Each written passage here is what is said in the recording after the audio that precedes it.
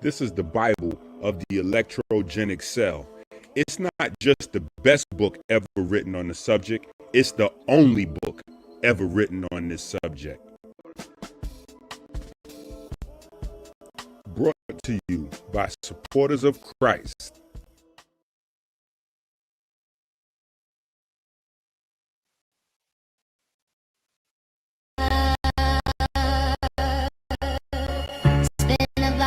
Mr. Lungs and Dr. Kheper.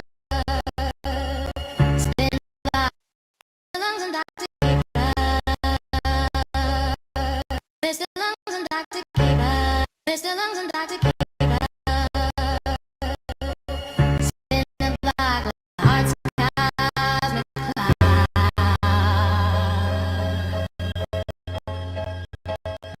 Mr. Lungs and Dr. Spin the block like the heart's cosmic clock. Mr. Lungs and Dr. Kheper. Spin the block. Tory health, herbs, bitters, embers, wisdom, healing the people with nature.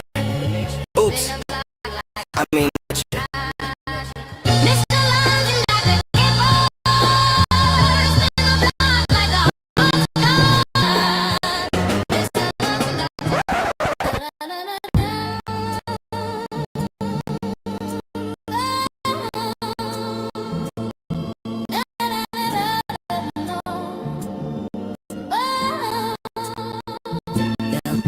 Mr. Lungs and Mr. Lungs and Dr. Kheper. Spin the block like the heart's cosmic unlock with the herbs, bitters, wisdom that we stock. Mr. Lungs and Dr. Kheper.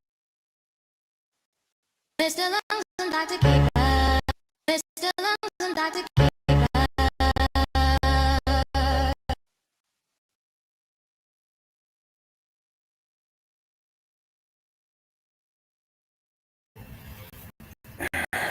What's going on, fam? That was tight. I appreciate that. I appreciate that, man. Had to, put a little something together for the team.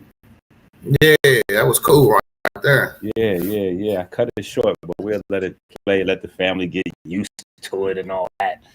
Yeah. What's going on with you? Nothing much. Paul, you said the live is choppy. Your cell phone. Somebody said the live is looking choppy. I don't know. I got maximum strength internet. Yeah, let me see. Yeah, I'm good on my end too. I don't know what. Let me see. Let me look on my phone and see what's going on. Man, they trying to sabotage the man. The devil is busy lately, ain't he? The devil got to find somebody else to play with it, man. Yeah, so if it's choppy on people's phones, but not right here, what does that mean? I don't know. Ooh, play with it, man. Yeah, so if it's choppy on people's phones, not right here, what does that mean? I don't know. That sounds crazy. Okay. Mm-hmm. Let me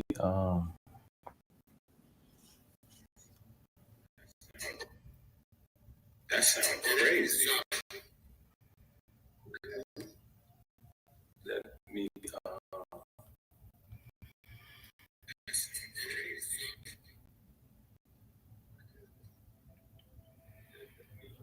Okay, hopefully it sounds better now. I done went out and came back in.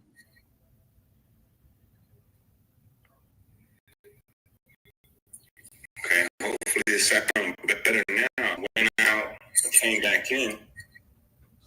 Okay, yeah, I think that's smoother. Yeah, I think that's smoother. I think we doing better. You let me know if I need to go out and come back in. That ain't true. What's me somehow? Okay.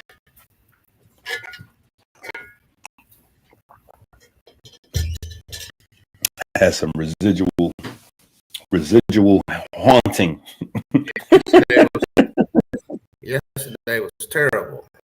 Well, not Man, terrible. There was a lot going on yesterday. now, if you ask some of the brothers, they say it has something to do with what's that comet that they saying is a UFO? Oh yeah, the 3-eye atlas or something like Oh that. my goodness! Yeah. Oh my goodness, man! Yeah, I was just watching a documentary on comets and stuff just a minute ago. Man, Mm. yeah. Shout out Paul. Paul said he ain't playing. Yeah, Paul. Oh my God, I love you, Paul. Respect. Paul is wild. Oh my goodness. Did they say it sounds better now? Yeah, I think we doing better. I think we're doing better. How's the reception? Is a little better now. It's so in. We got to go in, so we want to make sure we at least get it halfway decent. Yeah. Now, I'm in Michigan, so it is possible it don't have nothing to do with my house. It might have to do with might be Michigan. Okay, 80% clear. Yeah, that might be the best we can get it. Still a lag. Man, I think 80%. Let me try one more time.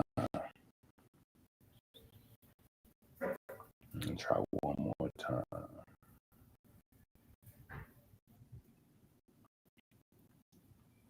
Still try.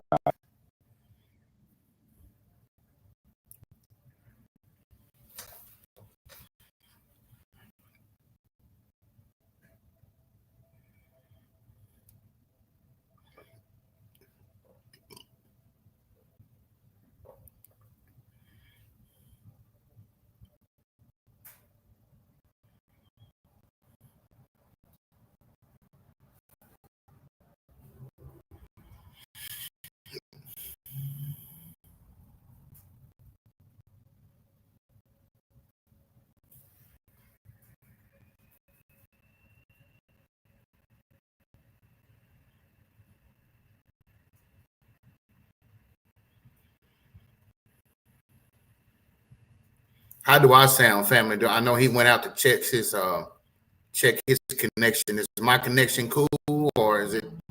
I might need to go out and come back in too, just to make sure.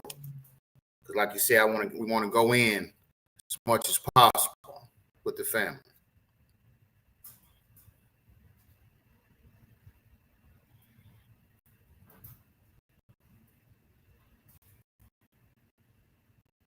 All right.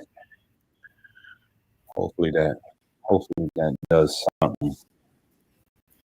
Hopefully that does something. Or hopefully it gets better throughout the course of it. But it could just be the weather. This is Michigan. Every year, especially during like now, which for the South is hard. It's cold up there. Yeah.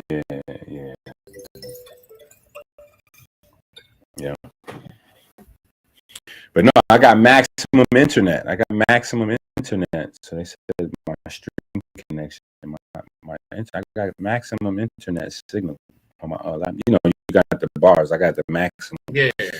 Gonna roll forward. We're gonna keep moving. We're gonna get this episode in. Where do we start at? I know you said you had some goodies. You done pulled up some goodies. Yeah, I've up a few things. I have some, just depending on where the conversation goes. I had some cardiopulmonary slides to show. I have some mechanics, maybe a little acid-based chemistry. So it just depends on how we flow. Maybe a little bit. Huh? Yeah, Okay. Too much in one day. We can focus on a few things, but just the amazing part of the body. The supernatural things that happening in the body that could not be just made for chance. That's just not because this and because that. You know, there's actually some intelligent design when it comes to this human body, man. It's amazing. And the more we take care of our body and what we take in and what we put in our bodies will help that natural connection be stronger and stronger. So I'm just here just to I rap definitely with agree, man. The book dropped. Family. I got a nice little. I wonder what do they call that exactly. I want to say an intro, but like a it's a word for it. preference. Yeah, that might be it. I might have a nice little Yeah, it might be a nice little preface. I think that might work. It's a few things, few little sections in the beginning of your book that you get the epigraph, the preface, and the you know what I'm saying before you get the intro. Yeah. But we got Mr. Lungs who gave us a nice little preface, and the book is out. The book is out on Barnes and Nobles, barnesandnobles.com. Yeah, barnesandnobles.com. Let me see if I can pull up the video for the family. How long you got today, Mr. Lungs? Yeah, about a good strong. What you looking about? Like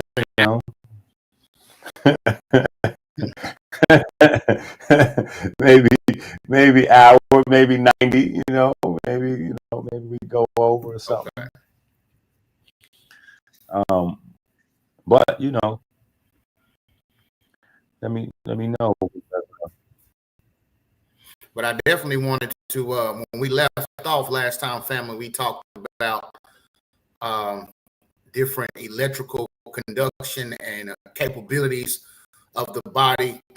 And my specialty is the heart and the lungs, but into the other issues and other ways that the electrical conduction and where that spark comes from, And so I had something just cross my mind. I said, how there's something called, I can explain it better to me, but it's like the flow when I touch you, the flow of that reception from the touch to the brain to the body's response to know, hey, I've been touched. That's like an action potential wave, I believe. And I was wondering, is that measurable? And does that measurement change when two people actually like each other? So if somebody has really been connected intimately in the mind and emotionally tied, then his touch to her should be, I feel like, a little stronger in that wave. And I could be wrong. So I was just wondering, is there a correlation between the two, and is it measurable? Okay, well, let me answer you like this. Let me say this. Not only is that a real thing, but somebody can touch you. Somebody can touch you without even touching you. Yeah. Somebody can send you some love. Somebody can send you some love, and you actually get a measurable result. So it's definitely a real thing. And I took the time to make sure I like there's a whole section. Let me see, I can pull this up. There's a whole section in the book. I don't even mind sharing it with the people. But there's definitely a whole section in the book. Yeah, Doc got some flowers. Don't start trolling me out there. Don't start trolling me out there. They ready to start trolling me already. Where is the There we go. Does love make our heart jump? Let me see here. Let's go to the videotape.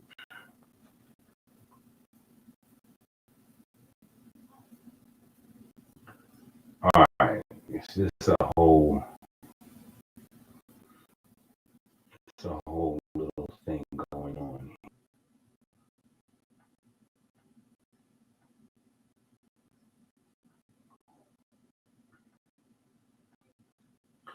So this is actually from the new book at Barnes and Nobles right now.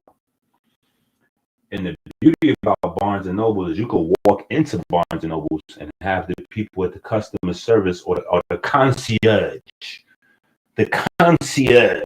You can have the concierge. Does love make our heart jump? When two people are near one another, especially in sustained eye contact.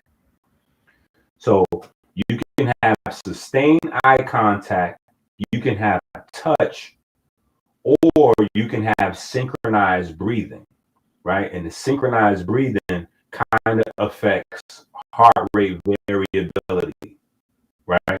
So with synchronized breathing, the heart rate variability patterns will start to align. So some of these things actually happen naturally without us even having to try. Meaning you can set up something where we go, okay, let's do like a meditation together, or let's, like you can set up something, but through conversation, through, intimate, touching, you automatically start to do some of these things automatically in terms of synchronizing your heart rate with the other person. And so for me, outside of what I wrote in the book, I believe that there is a level of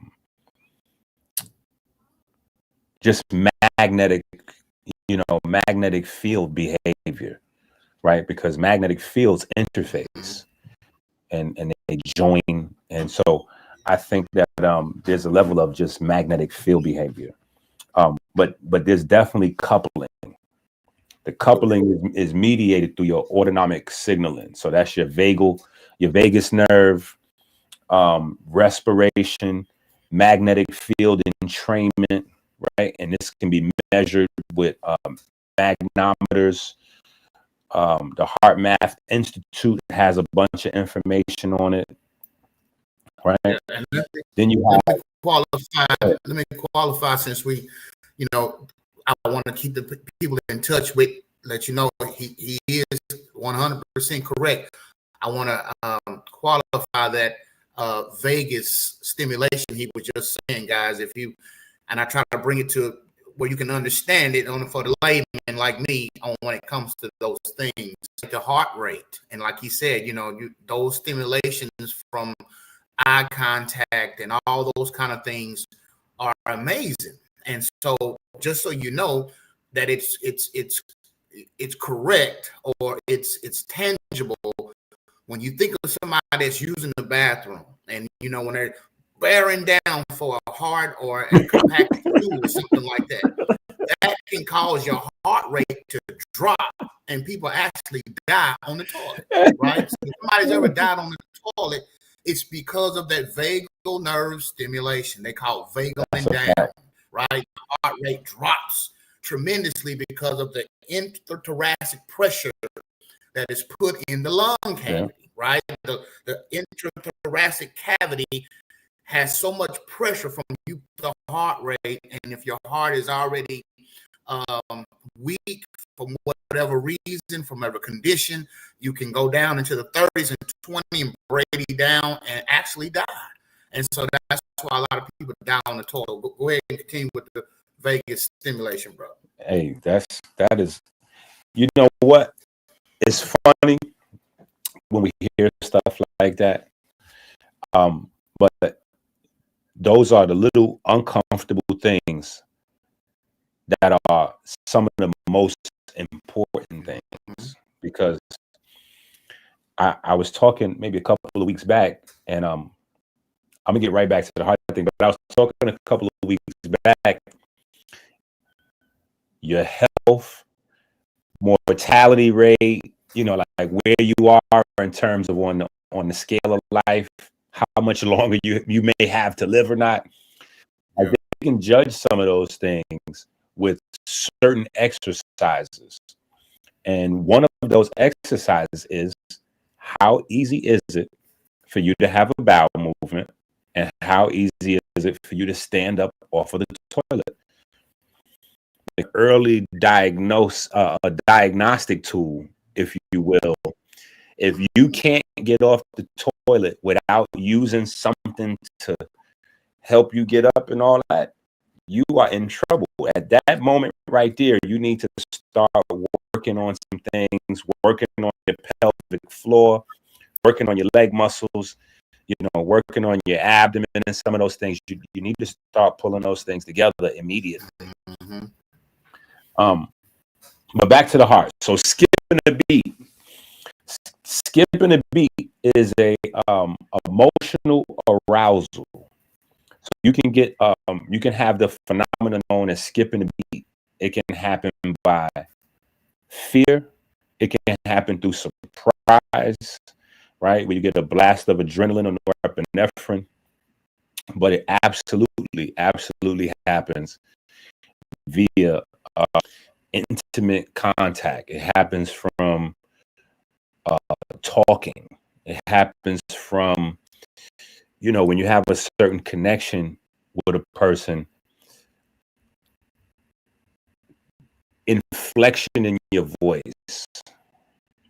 for a woman, if she drops her voice, to like a softer tone, that may stimulate you. For a man, if a man, stimulate a woman, all of those things have a basis in neurochemistry and biochemistry. So there's a book that I have. I think it's. So is that something that can be seen in the synapse? If you have they ever done a test where two people are together that have a feeling for each other, the synapse action? Absolutely. They've narrowed it all the way down to the chemistry part. So they can see the spikes in terms of dopamine, the spikes of norepinephrine, the spikes in testosterone, the combination of the neurochemistry, because we only have X amount, so in geometry, in a sense, because we only have X amount of neurotransmitters, X amount of neurohormones.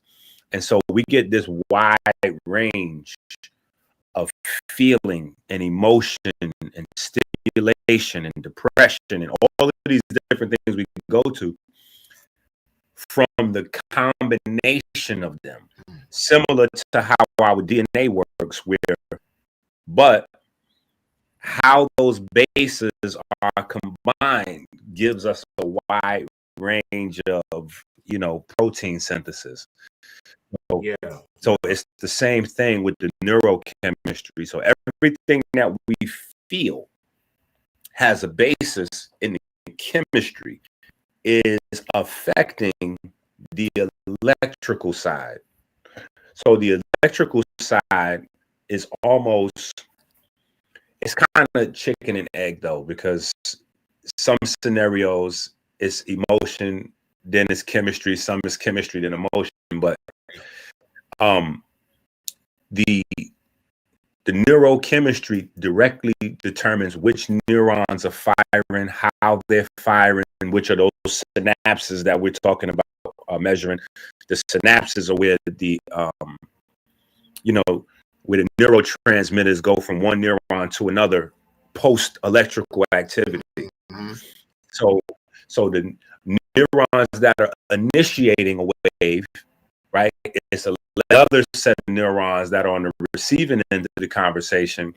They're receiving then this electrical activity and maybe response, and you may have patterns of that which turn into extended brain waves.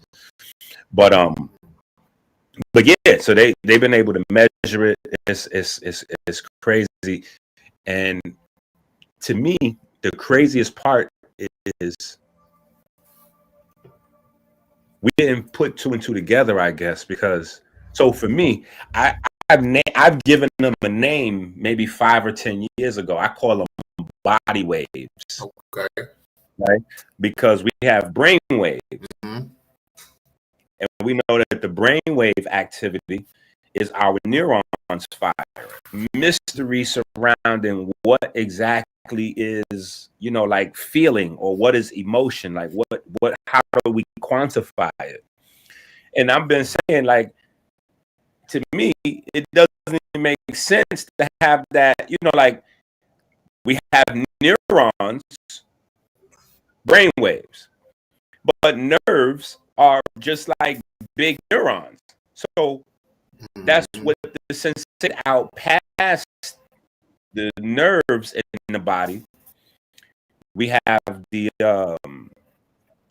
mechanoreceptors. And so the mechanoreceptors is where we start to get into touch. But that's all running through pigment, nerves, neurons. That's the whole extension of that system. So depending on where you go, however you end. Yeah. Neurons, nerves, and pigment, or pigment, nerves, neurons. But so that's where the sensation gets converted into, just like on a keyboard. When we press the button, when you press any button, that button gets converted into electricity. Same thing on our body. Signal that's going to shoot, and that electrical signal, we can view it and discuss it as an electrical signal, but we can also view it and discuss it as a set of chemical reaction. It's also, potassium being released from the nerve. What is that? Sodium and chloride coming into the nerve, giving us the action potential, and then that cascade follows along. So we can discuss it in terms of calcium, potassium, ions fluctuating in and out produced. And then we know a moving electric field creates a magnetic field at the same time. So I think that science has gotten, they kind of overlook the electrical and the magnetic part and just focus in on the chemistry portion of it. Yeah. And I think that that's where they kind of miss the whole aspect of life, because the main thing of life is not the rocks and not the chemistry part. It's what the chemistry facilitates. Mhm. You know what I'm saying? So we feel love. People kill for love. People die for love. But you have somebody come along and try to reduce that to a set of chemicals and oxytocin. And that's to me, that touch, that eye contact that you were saying. If you see if a man sees a female, or whatever, and they make eye contact. You know how people say love at first sight. Those kind of phrases that, if you see somebody for the first time, that your body wants to more of us, right? And not only make more of us, but survive. If you are, how the body can shut things off in the body just to preserve the inner part of the body. So just that touch and that action potential, all those synapses firing. If we were, what I'm saying, because the body is preparing to reproduce and keep the species going. It's no way that it be just by happenstance. It's got to be something supernatural that causes these things. It's just it's too amazing. It's too perfect for it to be happenstance. Well, I think that they still saying the sound is breaking up. I think what's going to happen is we're going to get into a space where we realize that um, supernatural phenomena is normal. we'll realize that it's regular. Like that's what I think quantum mechanics opened the door for. Yeah. I think quantum mechanics opened the door for us to realize that matter, like our ancestors have been saying and being ridiculed for, right? They've been being ridiculed for saying that energy and that there's a such thing as intelligent energy. There's a such thing as conscious energy. There's a such thing as organized energy. And the world of energy, the world of things that we cannot see, controls the world of matter, the things that we can see and touch. And that was considered to be gobbledygook for a very long time. And Newton's laws of physics were, ran roughshod. That's what it was. Science was Newtonian physics. Max Planck really was the pioneer of what would later on become quantum mechanics.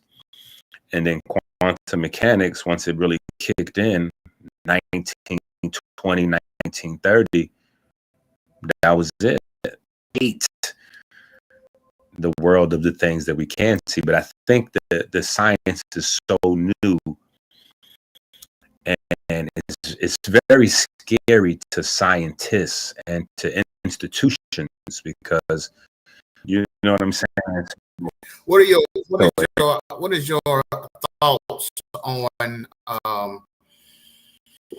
some people who are able to see other things that some people may not be, based on their holistic, or whatever you call the way they eat and the way they take care of their body, being able to open up, like when people say when you fast, you know what I'm saying, it's sharper.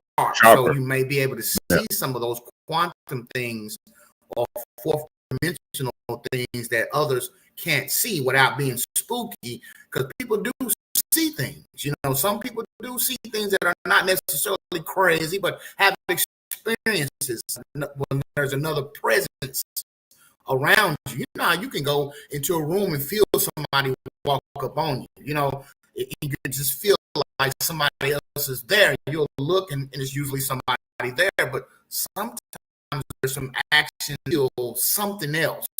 Do you think that has anything to do with how they eat or how they take care of their bodies?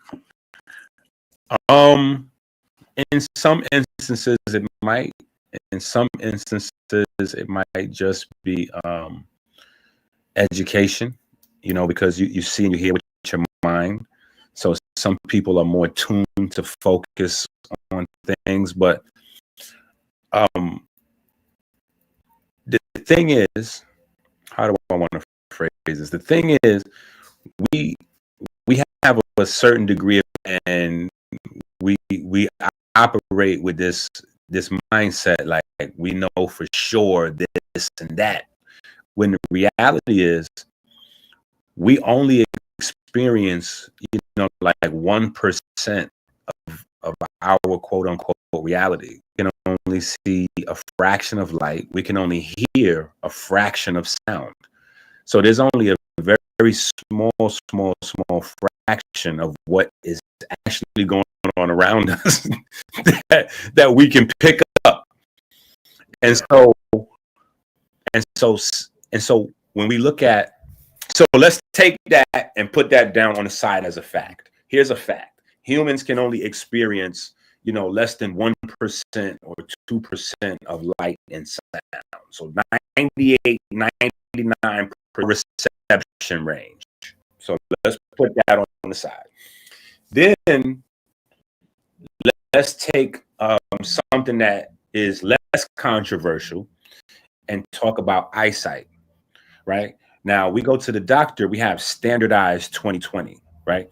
But eyesight is just as individual as a fingerprint.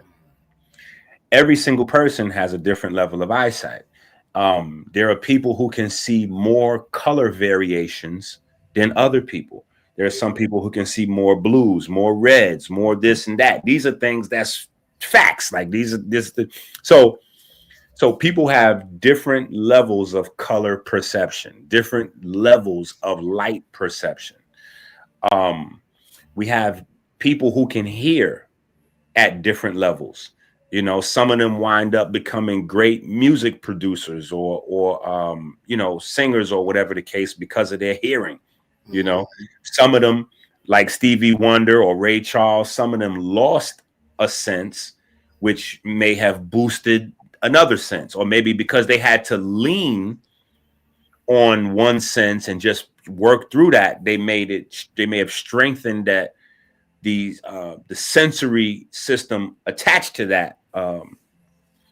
But so you got people with different ranges of seeing, people with different ranges of hearing. Then you have people at different levels of visualization, which to me was mind blowing when I first found this thing out. I think it's called aphantasia, right? But I took it for granted always that everybody's mind, I'm not going to say work the same, but that people could dream and that people could visualize things, right? So, Yeah. like if I say right now, imagine a red apple, right? Close your eyes and imagine a red apple. Mhm. Everybody doesn't have the ability to do that. Mm. I thought everybody could do Can that. do that. Yeah, yeah, yeah. I'm Everybody like, cannot do that. Listen to what I'm telling you. mm. There are people walking around that cannot visualize. Their mind's eye, it doesn't it doesn't work. They just can't do it. There are people who can't dream. There are people who can't lucid dream. They can dream, but they can't lucid dream. Mm. There are people that here's another one that I took for granted. There are people walking around that can't feel music. Mm. Like people can listen to music and have degrees of feeling, right? So let me not say they can't feel music, because so far I haven't read anything on people who can't feel music at all. Mhm. But there's a deep level where you get chills and goosebumps. Like you'll hear a certain song and it'll resonate with you, and you'll get goosebumps, and maybe your hair will stand up or whatever the case may be. Yeah. Okay, well, I thought everybody could, you know what I'm saying? I thought everybody, Yeah. that does not happen to everybody. Mm. That does not happen to everybody. Wow. So, so, so now when we take those things, right? When we take the fact that everybody cannot like feel music in the same way, you know, there's a range of reception, right? When Mm. we take the fact that everybody can't visualize in their mind, whether that's visualizing at all in the daytime, dreaming, or whatever the case may be. When we add to it that people have different hearing ranges or different levels of acuity, you know, maybe it's just sharp or whatever, but then you add that with people who see different ranges of light and color. um it you know it and then when you add the first two things we put on the side, that in general Mhm. we're missing 99% of what's going on around us. It just stands to reason that, of course, there are people that, you know, they're more perceptive, Yeah. they're more sensitive, and sometimes it's just a matter of sometimes it's just a matter of practice, you know. Like on Sa's channel the other day, they was having a conversation about remote viewing, Yeah. and I was laughing because it was kind of like a novice conversation about remote viewing. But remote viewing is not as much about remote viewing as it is just sensitizing the body to other, you know, to other inputs of information. Mhm. You know what I'm saying? So I think that there's definitely a lot of a lot of stuff that we left off the table, a lot of stuff left to explore about the human body. Because again, if we go back to now the chemistry part, where I was saying when we look at the nervous system and the neurons, um, even when we look at pigment, for instance, the light, the electricity, and the magnetism is always left out of the conversation, and it's just reduced to the chemical transactions that are happening. Mm. But what happens, why that's problematic, and it's like I guess I dedicated my career to, you know, trying to open up these conversations. But the reason why that's problematic is because electricity has a life of its own. Mm. Magnetism has a life of its own. Light has a life of its own, meaning that you may have a chemical gradient or a chemical exchange that creates an electric, you know, an electric reaction, electric spark, an electric cascade. But that electricity now does have its own sort of interactions and does its own kind of stuff. It carries its own kind of information. It creates its own kind of information. It leaves its own trail. It interacts with tissues different. So there's a whole level to biology that we haven't necessarily explored. You know what I'm Mm. saying? Because it's just been left off the table so long. Um, Up until, you know, 1960s, when they figure out the electron transport chain, which is why that's so important, because the electron transport chain is where the spooky, weird, spiritual, like all of those other conversations that were not included in science, that's where those conversations all come into play, because that's where we realize that our body runs on something that's not considered to be matter. Yeah. And all of the things that we thought was like not real is in that space is what, you know, quantum tunneling.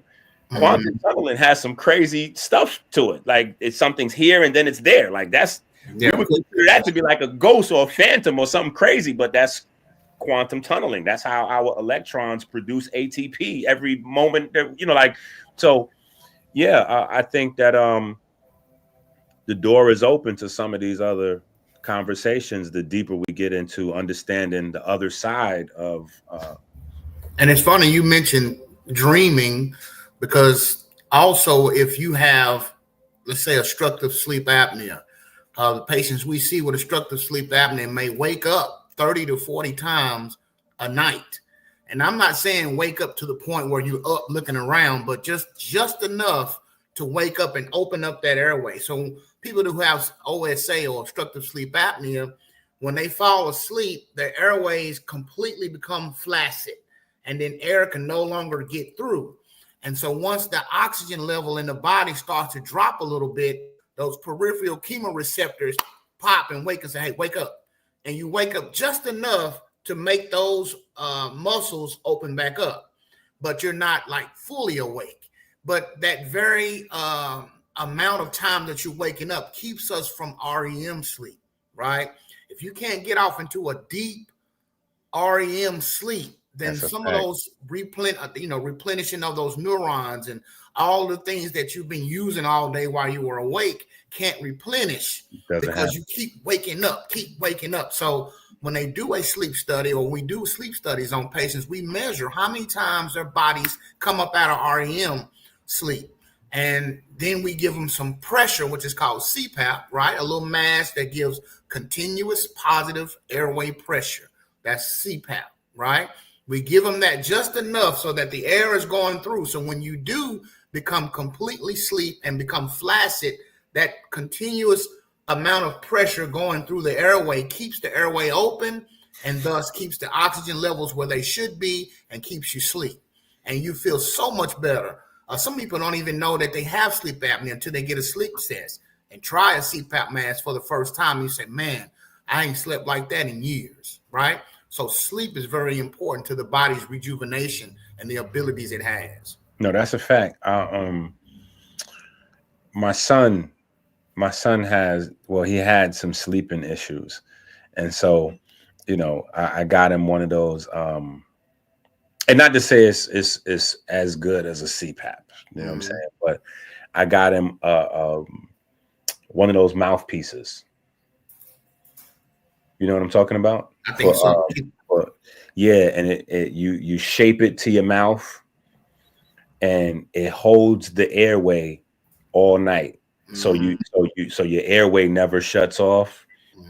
And I'm talking about night and day. Yep, it's night and day. Out like a light. No snoring, no, like. And that's how you can see time, man, because time goes by. If you go to sleep if you slept good, you can go to sleep and sleep 12 hours and wake up and say, damn, was I asleep? And people around you say, man, you've been asleep for 8-9 hours, but it feels like just a moment. That's what you call real sleep, That's fact. Mr. Lungs, you are welcome to participate with us. We have our prayer coming up. Okay. Yeah, we have our prayer coming up. Basically, we do some toe raises, some heel raises, some squats, some push-ups, some jumping jacks. It's a 4-minute exercise, but we give thanks. We give thanks to the heart and the cardiovascular system. It'll be interesting to get your input on our prayer after you watch it.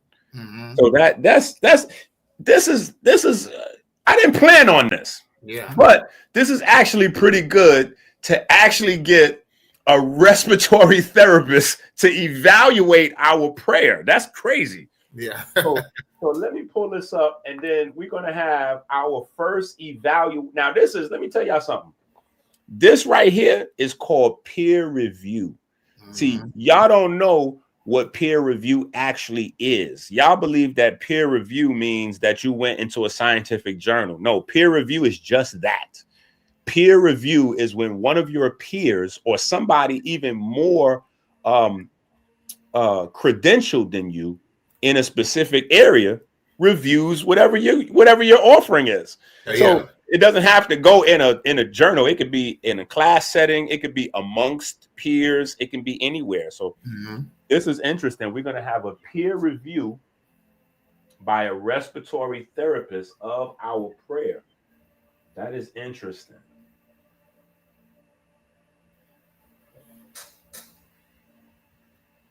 And let me try to find the one that has the instruction on it. Okay. Actually, I think because you here, I want to watch both of them. So we're gonna for the family out there, you don't have to do the prayer twice, but we are gonna watch the prayer twice because I have two versions of it. When I first put it up online, I just had the prayer version, and it's kind of like a visual to help people learn.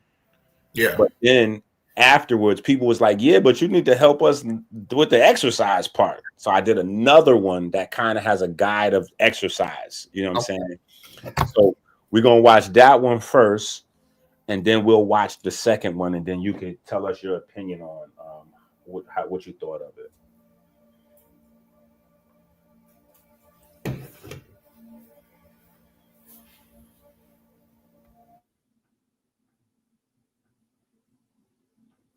Okay, let me get the share screen.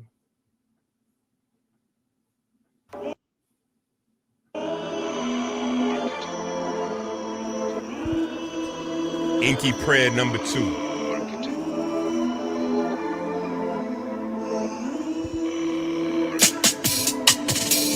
We give thanks and praise to the Most High God for the divine spark that set our cells into perpetual motion.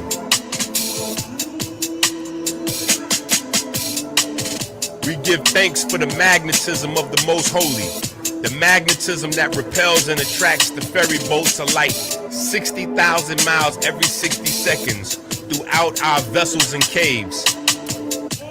We give thanks for the ability to drink clean water every 60 minutes, flooding the river of life.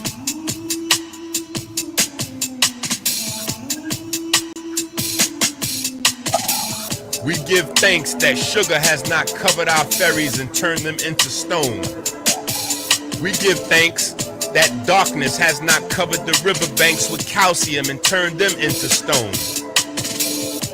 We give thanks that anger and fear have not turned our almonds bitter, turning our heart to stone.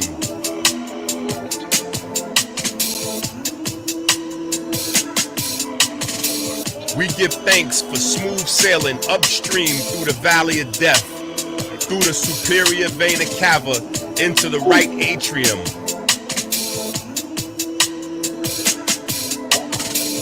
We give thanks for smooth sailing around the heart through the corona crown, joining the vortex in the right atrium.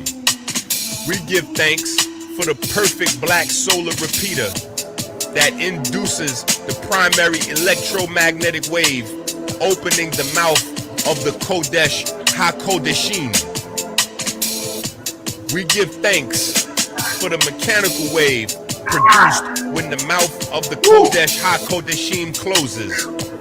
We give thanks to the ray wave, reflecting on the semi-lunar valves, opening a pathway to the vineyard. We give thanks for the mechanical wave produced when the lunar gate to the vineyard closes.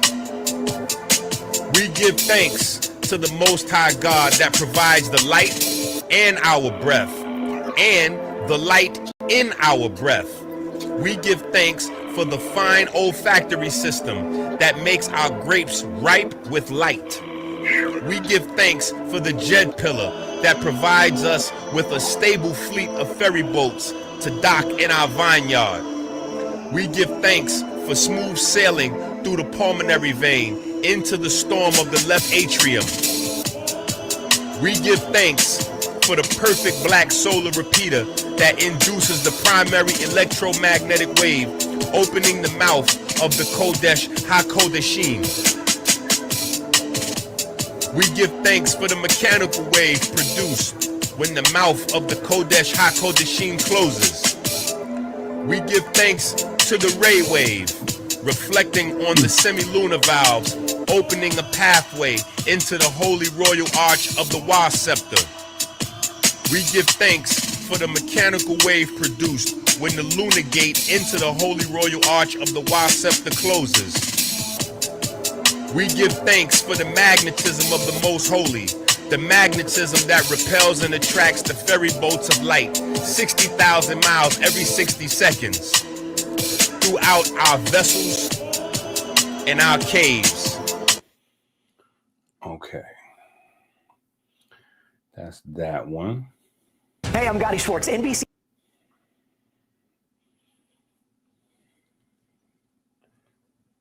All right.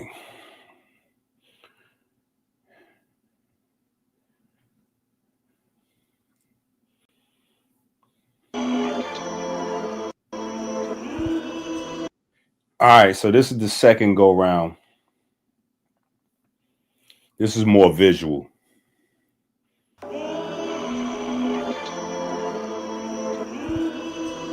Inky prayer number 2.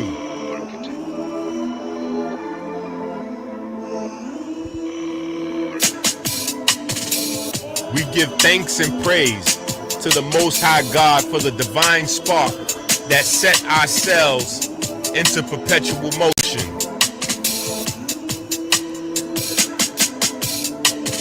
We give thanks for the magnetism of the Most Holy, the magnetism that repels and attracts the ferry boats of light 60,000 miles every 60 seconds throughout our vessels and caves. We give thanks for the ability to drink clean water every 60 minutes, flooding the river of life.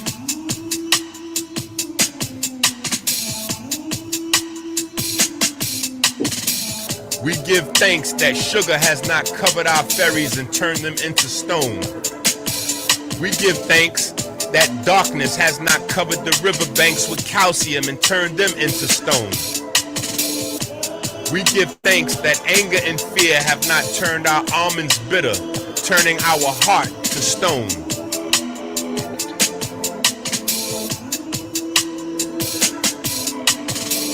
We give thanks for smooth sailing upstream through the valley of death, through the superior vena cava into the right atrium.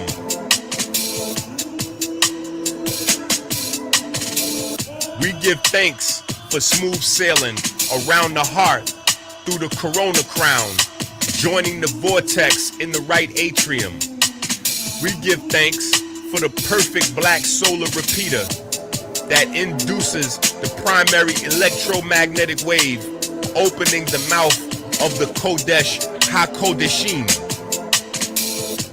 We give thanks for the mechanical wave produced when the mouth of the Kodesh HaKodeshim closes. We give thanks to the ray wave, reflecting on the semi-lunar valves, opening a pathway to the vineyard. We give thanks for the mechanical wave produced when the lunar gate to the vineyard closes. We give thanks to the Most High God that provides the light and our breath, and the light in our breath. We give thanks for the fine olfactory system that makes our grapes ripe with light. We give thanks for the Jed pillar that provides us with a stable fleet of ferry boats to dock in our vineyard. We give thanks for smooth sailing through the pulmonary vein into the storm of the left atrium. We give thanks for the perfect black solar repeater that induces the primary electromagnetic wave, opening the mouth of the Kodesh HaKodeshim. We give thanks for the mechanical wave produced when the mouth of the Kodesh HaKodeshim closes. We give thanks to the ray wave, reflecting on the semi-lunar valves, opening a pathway into the holy royal arch of the Wa scepter. We give thanks for the mechanical wave produced when the lunar gate into the holy royal arch of the Wa scepter closes. We give thanks for the magnetism of the most holy, the magnetism that repels and attracts the ferry boats of light 60,000 miles every 60 seconds throughout our vessels and our caves. All right. Yeah. That's deep there, brother. Appreciate it. So what I would say, what I got from that, which I can go into one of my slides I can show of what you showed, and what you see behind me is also what he showed, those alveolar sacs that participate in gas exchange. We're thankful for that gas exchange, because if the CO2 that's produced from normal metabolism, from doing your jumping jacks, doing your push-ups, doing your living, and your burning of glucose and O2 together to perform metabolism, there's a waste product behind that. And that waste product is carbon dioxide, which we exhale with every breath, right? So with that 4-minute prayer, I can see balance with the toe raises and toe raises and calf raises. Those give you balance in life, right? The water will be example of purification, how we can purify ourselves each hour to make sure that we are initiating all the good things and giving everything a pure pathway for everything to work, right? The squats is a symbol of strength to me. Also helps with blood pressure. A lot of people don't know doing some squats, especially wall squats, help widen the vessels, right, with isometrics, and then eventually causing a decline, or not decline, but a decrease in blood pressure, making the blood flow better. The push-ups will be a sign of unity and core strength, because as he was saying earlier, if you can't get up off the toilet without some kind of help, right, something's wrong there, because a lot of people have a lack of core strength. Right, getting everything around that heart, the lungs, the liver, the kidneys, those important organs that need to have protection and strength within them. And then the jumping jacks, I put down the jumping jacks, start that wonderful process of external respiration that ultimately leads to internal respiration, which that delivers nutrients and oxygen to the tissue level, all the way down to the tips of your feet. gas exchange is happening at the tissue level, we call that internal respiration. And the fact that you breathing in air from outside that the Most High has given you and exhaling that waste, that's external respiration. So all those things are intelligent and wonderful. And that prayer is something that's good, that you can be thankful, because all that has to happen in order for you to take a breath. All that has to happen in order for you to live each moment of your life. You can hit the share screen whenever you're ready. Okay. Yeah, I want to definitely. Let me show. Let me see.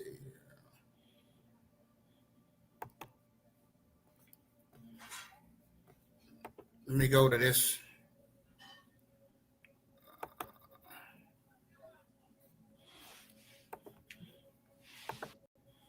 And then let me go here.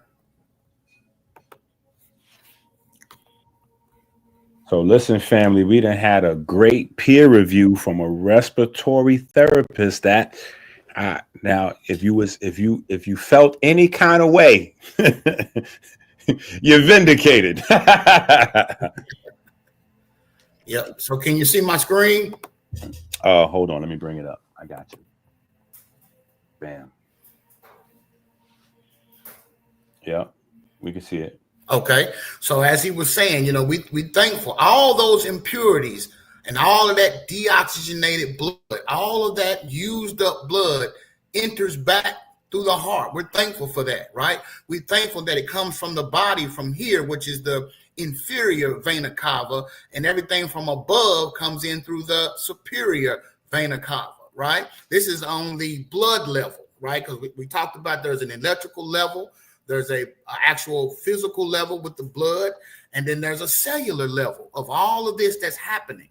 So as that blood and deoxygenated, used up blood comes back into the right atrium, right, flows down through the tricuspid valve. So we're thankful that that valve knows when to open so that that blood can get down into the right ventricle, right?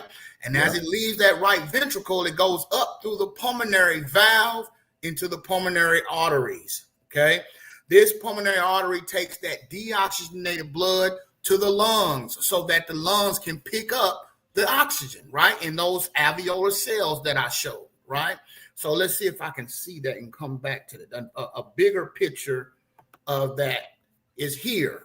If you see, coming from the heart, the right side is kind of a smaller screen, but the right side is that blue deoxygenated blood goes to the lungs, picks up all of that beautiful oxygen, right? And releases the carbon dioxide so that we can exhale it back out.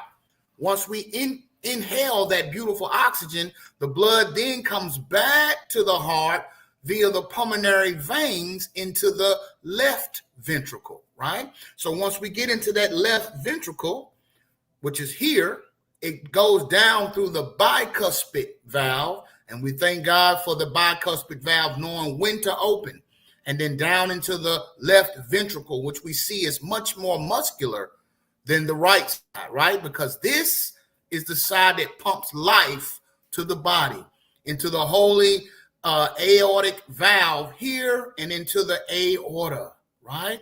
When it leaves the aorta, some of it goes up through the common carotid arteries to the brain, and then the rest come down to the body for every single beat of your heart, right? So that is what we are definitely thankful for.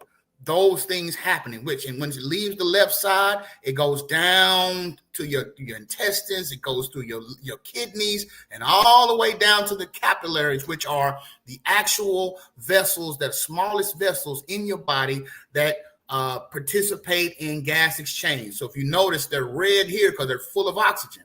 It's full of life, right? And then it mixes in with all of the tissues that have used up that oxygen, and it then turns blue because now it's been used. And all of the blood from the tissues, the deoxygenated blood from the kidneys, the deoxygenated blood from the liver, all come back, and from the brain, they all come back to the heart on the right side and do it all over again, right? So these are some amazing facts that we see with the cardiac system, and we're thankful for that. And this is another picture of those alveoli, right? This is the air sac, which we have 300 to 600 million of these in an average adult. And every time you take a breath, it's full of oxygen. But that deoxygenated blood that is full of CO2, which is carbon dioxide, it goes into the alveoli and oxygen comes out of, right? And you notice as the oxygen leaves the alveoli into the system, it turns red, right? And that is because it's fully oxygenated. And there's 300 to 600 million of these. So that is something definitely to be thankful for. We thank God for those things, for that to be able to happen in our bodies. And I'll stop right there for Especially those of us that have spent a year, 5 years, 10 years, 20 years, maybe longer, trying our best to tear them up. Yeah. So, you got to watch what you like. And Inky can help us with what's best to eat, the things to do with your body that'll help these organs maintain their beautiful ability that they have. If we take it for granted, right? Number one thing to do is stop smoking, people. Stop smoking. I know we love smoking. I'm from a smoking place in the world, New York City, the Bronx. Like, smoking is culture. You grow up as a kid. When I was a kid, kids was smoking. When I was a kid in the 80s, I'm born in the 70s. When I was a kid in the 80s, kids were smoking. Kids were smoking cigarettes. Like in elementary school, kids were smoking. Wow. Yeah. Kids were smoking, like, and so that's the number one thing that you can do, especially not just for yourself, but for your children, because usually kids smoke because their parents smoke. They see them smoking cigarettes all over the place. They smoke cigarettes in front of them. If they smoke weed in the house, they might send you to the bathroom to dump the ashtray. You get to the bathroom, sneak a few little puffs off before you put it in the toilet. So the best thing you could do for your children is not to smoke, because literally, that's the core lesson, the core essence of the Bible. That's the core essence of Kemet. That's the core essence of spirituality, is the breath, is inspiration. Yes. And it's just crazy that we don't learn that. We jump out the gate. We don't, we overlook, that Adam. The word Adam is like 3 words in one, where you have Adama, you have Adam, and then you have Dam. And all 3 of those words collectively give you the earth. You have man, and you have blood. So you have man's blood coming from the earth. Then you have Genesis chapter 2, verse 7, where God breathes the breath of life into man. He becomes a living soul. And then, all throughout the rest of the Bible, you have the Holy Spirit, the Holy Ghost, all of these different terms, but all of them mean breath. They all mean breath. Even the word cardio, the word cardio comes from the Bible. We'll be amazed. We'll be amazed at where things come from, and like you said, stopping smoking is paramount. Smoking does so much damage to our lungs. It's ridiculous. You'd be amazed at the damage that it does. Let me show you some of the damage, or where the damage usually takes place when we have this problem. Okay, get ready to scare everybody that has ever smoked. If you're smoking now, or you have ever smoked, yeah, you're getting ready to get scared. All right, let's look at this. Just know the sea moss is great at cleaning your lungs. Sea moss, you said? Yeah. Okay, See, cool. algae is really good for that. Cool. All right, let me check this out right here. Let me know. Let me get that up. Hold on.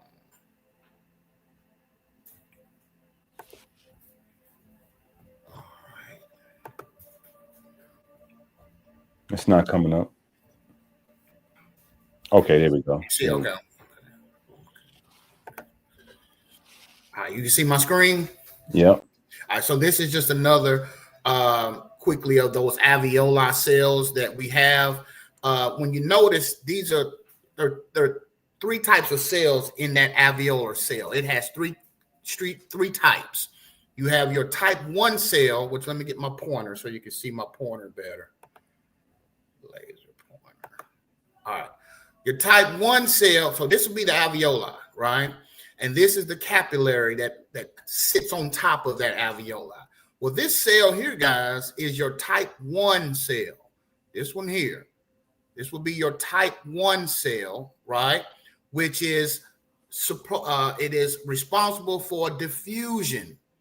And that is how the oxygen leaves the alveoli to get into the capillary, and the carbon dioxide that is in the capillary gets into the alveoli so that you can blow it out, right? So smoking directly affects this type 1 cell, and it becomes an issue with diffusion. And now oxygen and CO2 have a harder problem or a harder time trying to diffuse and exchange. And that can cause domino effects, right? Like we said, the byproduct of metabolism, of normal metabolism using oxygen, which would be aerobic metabolism, is carbon dioxide. But if we start having less amounts of oxygen in our bodies and we still metabolizing, because you still got to live, you still got to move, you start to do an anaerobic metabolism, which the byproduct of that is called lactic acid. Yep.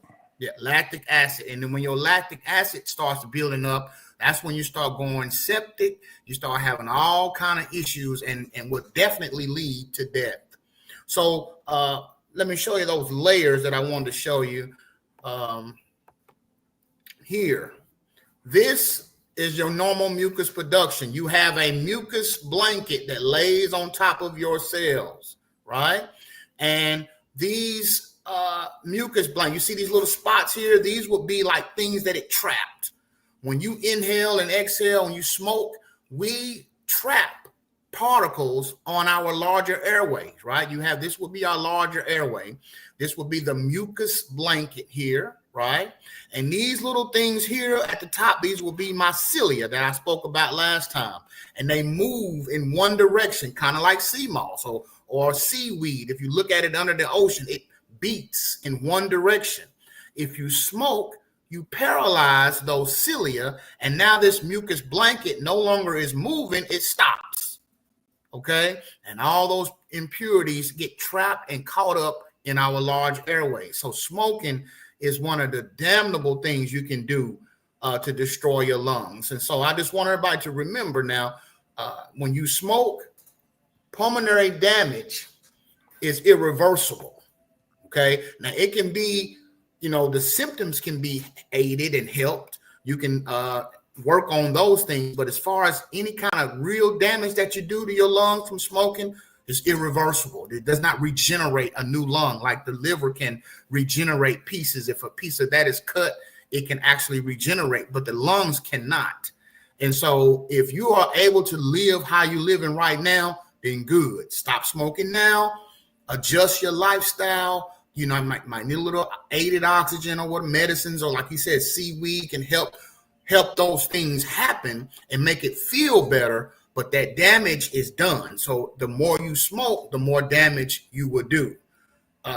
So yeah, it's very important. Those lungs is the only one set you have. You can't, you can live off one lung. It'll be a hell of a life, but you can live off one lung like you live off one kidney. But the lung will be much more detrimental trying to live and exchange and metabolize off one lung. So like he said, stop smoking.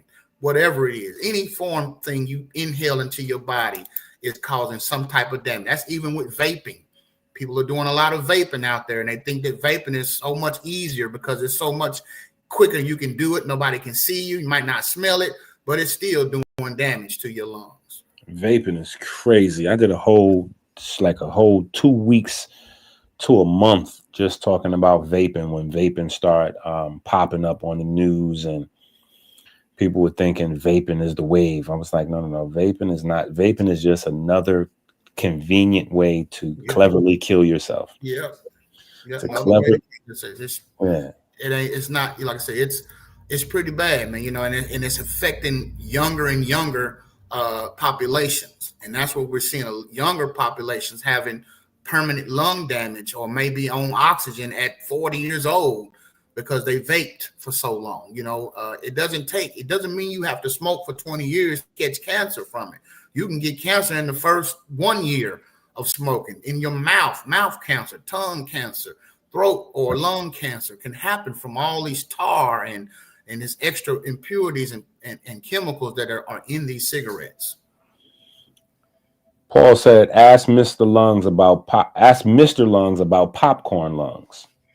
Well, I think I've heard that term before. I know that he may be talking about bronchiectasis. We do have one of the pulmonary diseases that encompass the COPD, which is 5 different ones. You have cystic fibrosis, bronchiectasis, bronchitis, emphysema, right? Asthma, all those are in a unit called COPD. Now, the way I've heard popcorn lungs could either be from blebs that pop up on the lung, they become so thin that it may be balloon out a little bit, kind of like an aneurysm, but it doesn't pop. You can have those. You can have bronchiectasis, where like little holes in the lungs from smoking so long.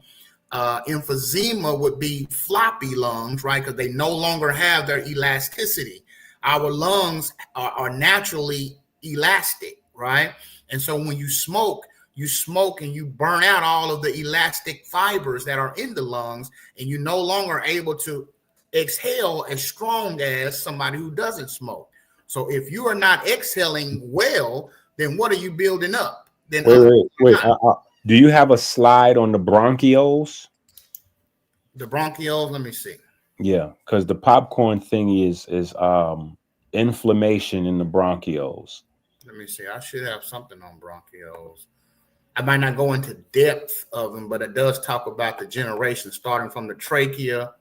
Hold on. You going into depth on everything. You've been going crazy so far this episode. In fact, let me ask you this. Uh-huh. You teach, right? Yes. How much does it cost for a student to take those classes? Well, I was teaching in a college, and so we had the reason why I started to record all of my stuff is because we went into COVID. We no longer had in-person classes, so I had to revert everything to lectures on my YouTube page. I have a bunch of lectures, and I have a wealth of PowerPoint. So I haven't been charging anybody, right now to. No, but in college, those college students.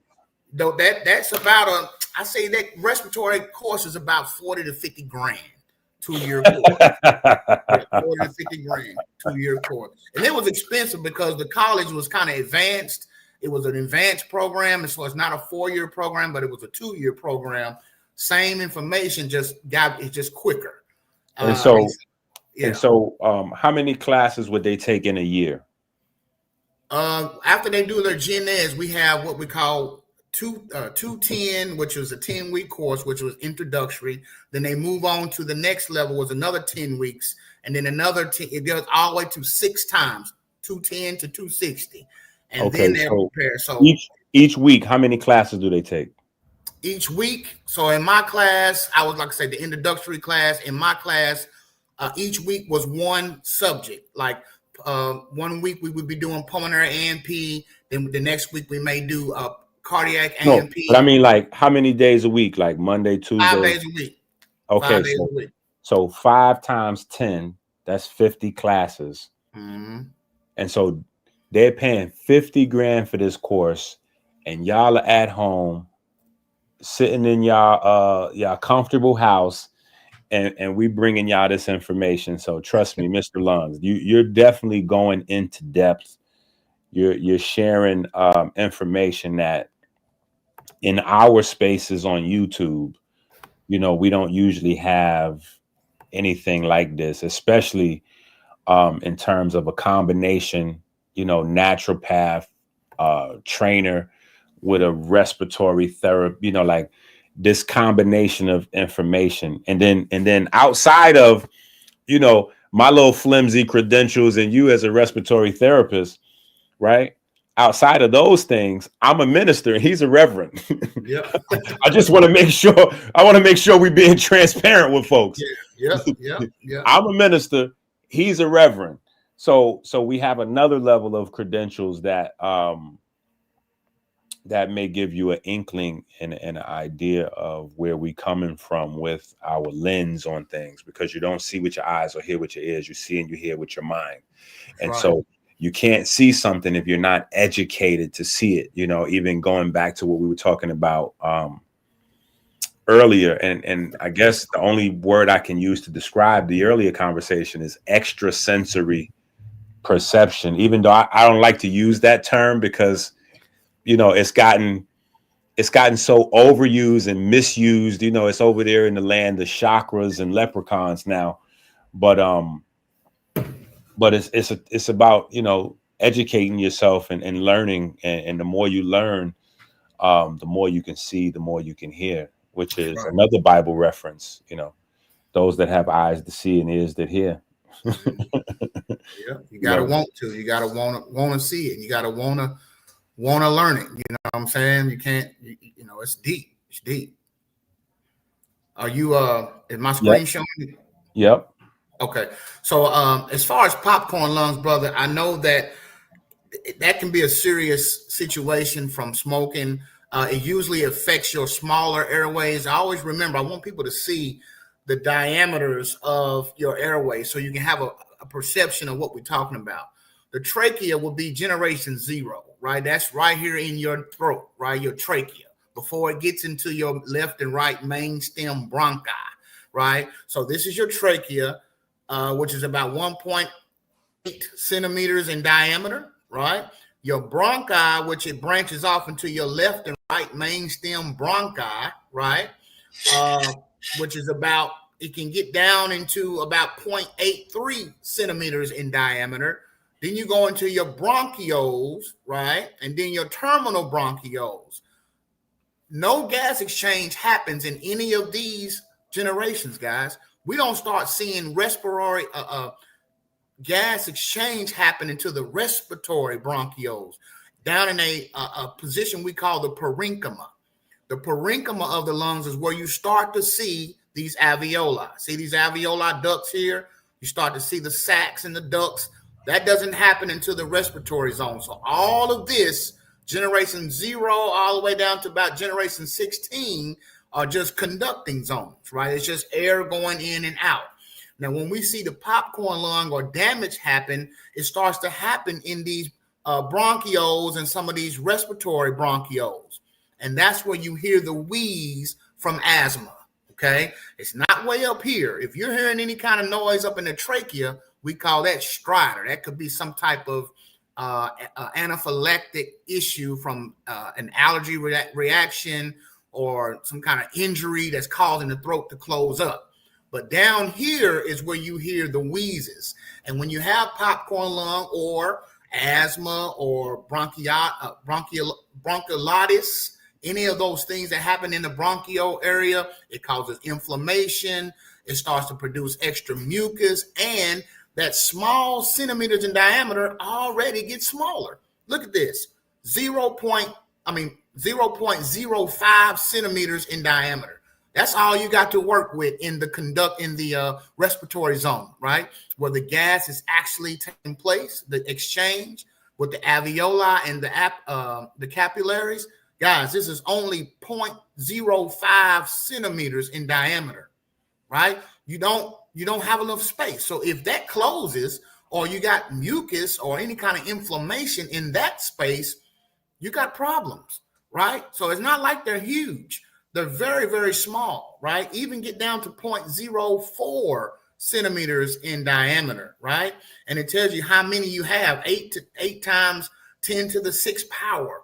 That's how many you have, right? It's an amazing tree of let me see if I can see it here. See, this is another picture of it. You just got your trachea, which was generation 0. Then you have your left and right main stem bronchi, right? Then you have your bronchioles, right? And then your terminal bronchioles will be after this. And then finally, your respiratory bronchioles, which is also known as the parenchyma. This is what your tracheal tree looks like. And so anybody that has an asthma problem or a popcorn lung issue, that happens usually in your bronchioles or your respiratory bronchioles, which we just learned are extremely small, right? 0.05 centimeters in diameter. So that lets you know you don't have much room for anything else being in those lungs, right? If you got water in there, you got fluid in there, this right here cannot happen. This is where this is happening. In those respiratory bronchioles, this is where the alveoli are located. And this is where all the magic happens, the gas exchange. See this? CO2 out, O2 in. CO2 out, O2 in. Every breath of your body and every beat of your heart. That's why the heart and the lungs work so much together, because once the lungs picks up this good old oxygen and gets rid of the carbon dioxide, it's the heart's job to bring it back, right? The heart has to now bring it and push it on the systemic side, which is the left side, back to the body through the aorta and all over again. So it's very dynamic. It's very dynamic.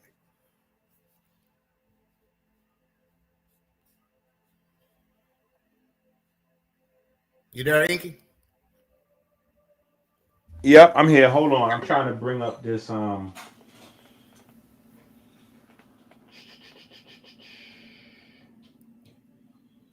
you see that? So this is the new book, Okay. right? This is the book cover. So this is the book cover for the book where your preface is in. Your preface is in here. But we have mine today. Yeah, but I'm wait a minute. Let me get a better one of it, because you was going and I didn't want to cut you off because you was going. You was going, so I didn't want to cut you off. Okay, here we go. This is clear. Yeah, this is clear. No, this ain't the right one though. What is that? Bam. There we go. Okay. Let me pull up this. And then you might have to pull your slides back up. So what's amazing, right, is this right here is what they this is the standard of beauty in Kemet. This is called Kheper. Kheper literally means beauty. So you have the heart here, and then this is the windpipe, which you was just breaking down. Yep. And so it's amazing, there's a conversation now about African science and all this kind of stuff. And people don't realize the importance of this stuff, because, the science of cardiology, our children will learn that it goes back maybe a couple hundred years, I think to the 1600s or something, when we have this, and papyri and things to go along with explaining this. And then we also have this right here. This right here is even lesser known than this. A lot of people are aware of Kheper and the heart and the windpipe and the Ebers papyrus and some of those things, but most people aren't aware of this right here. This right here is from the Olmecs. This is from the Olmecs, and this is listed in some spaces as the oldest cardio, mold or model of an accurate depiction of the heart that there is, and it's maybe 1,000 or so years, easily older than the 1600 model that we have, that we learn in the standard, in the standard school system. And then here we have two other representations. We have this, which is called the Leb or Lev, which is where the Israelite or the Jewish or the Hebrew community gets their term for heart. It comes actually from a Kemetic amulet for the heart, which is a spiritual. It's got some other uses and ritual use, but it's called a Leb. And in the Hebrew, the B and the V are the same letter. So bait and vate, or bet and vet, is the same letter. So in the Hebrew, they use the V pronunciation, which is Lev, but this represents the heart. And then we have Hathor. Hathor is the Kemetic god for love, and her face is the same design as the ritual amulet for the heart. And so you see the ears poking out here. Yeah. And most people only speak of Hathor as a cow. That's because they haven't done they're not into the biological sciences that was also in Kemet. So I'm not taking away from her cowness, but there's another reason why she was associated with being a cow, because the heart feeds the body fluid, the fluid of life, just like the cow produces the milk. And when we see the depiction of the divine cow feeding the gods, that's what we have in a smaller version in the heart. So but yeah, so we have some of what you just was breaking down in terms of the modern cardiology on the cover of the book here, just just to give people a little intro into. And what was that you were? I remember you had a lecture, or I don't know if you were talking to Brother Reggie or Dr. Reggie about the aorta being the wasp handle or something like that. Scepter. Yeah. Yeah, I remember that too, because it definitely looks like it, man. You know what I'm saying?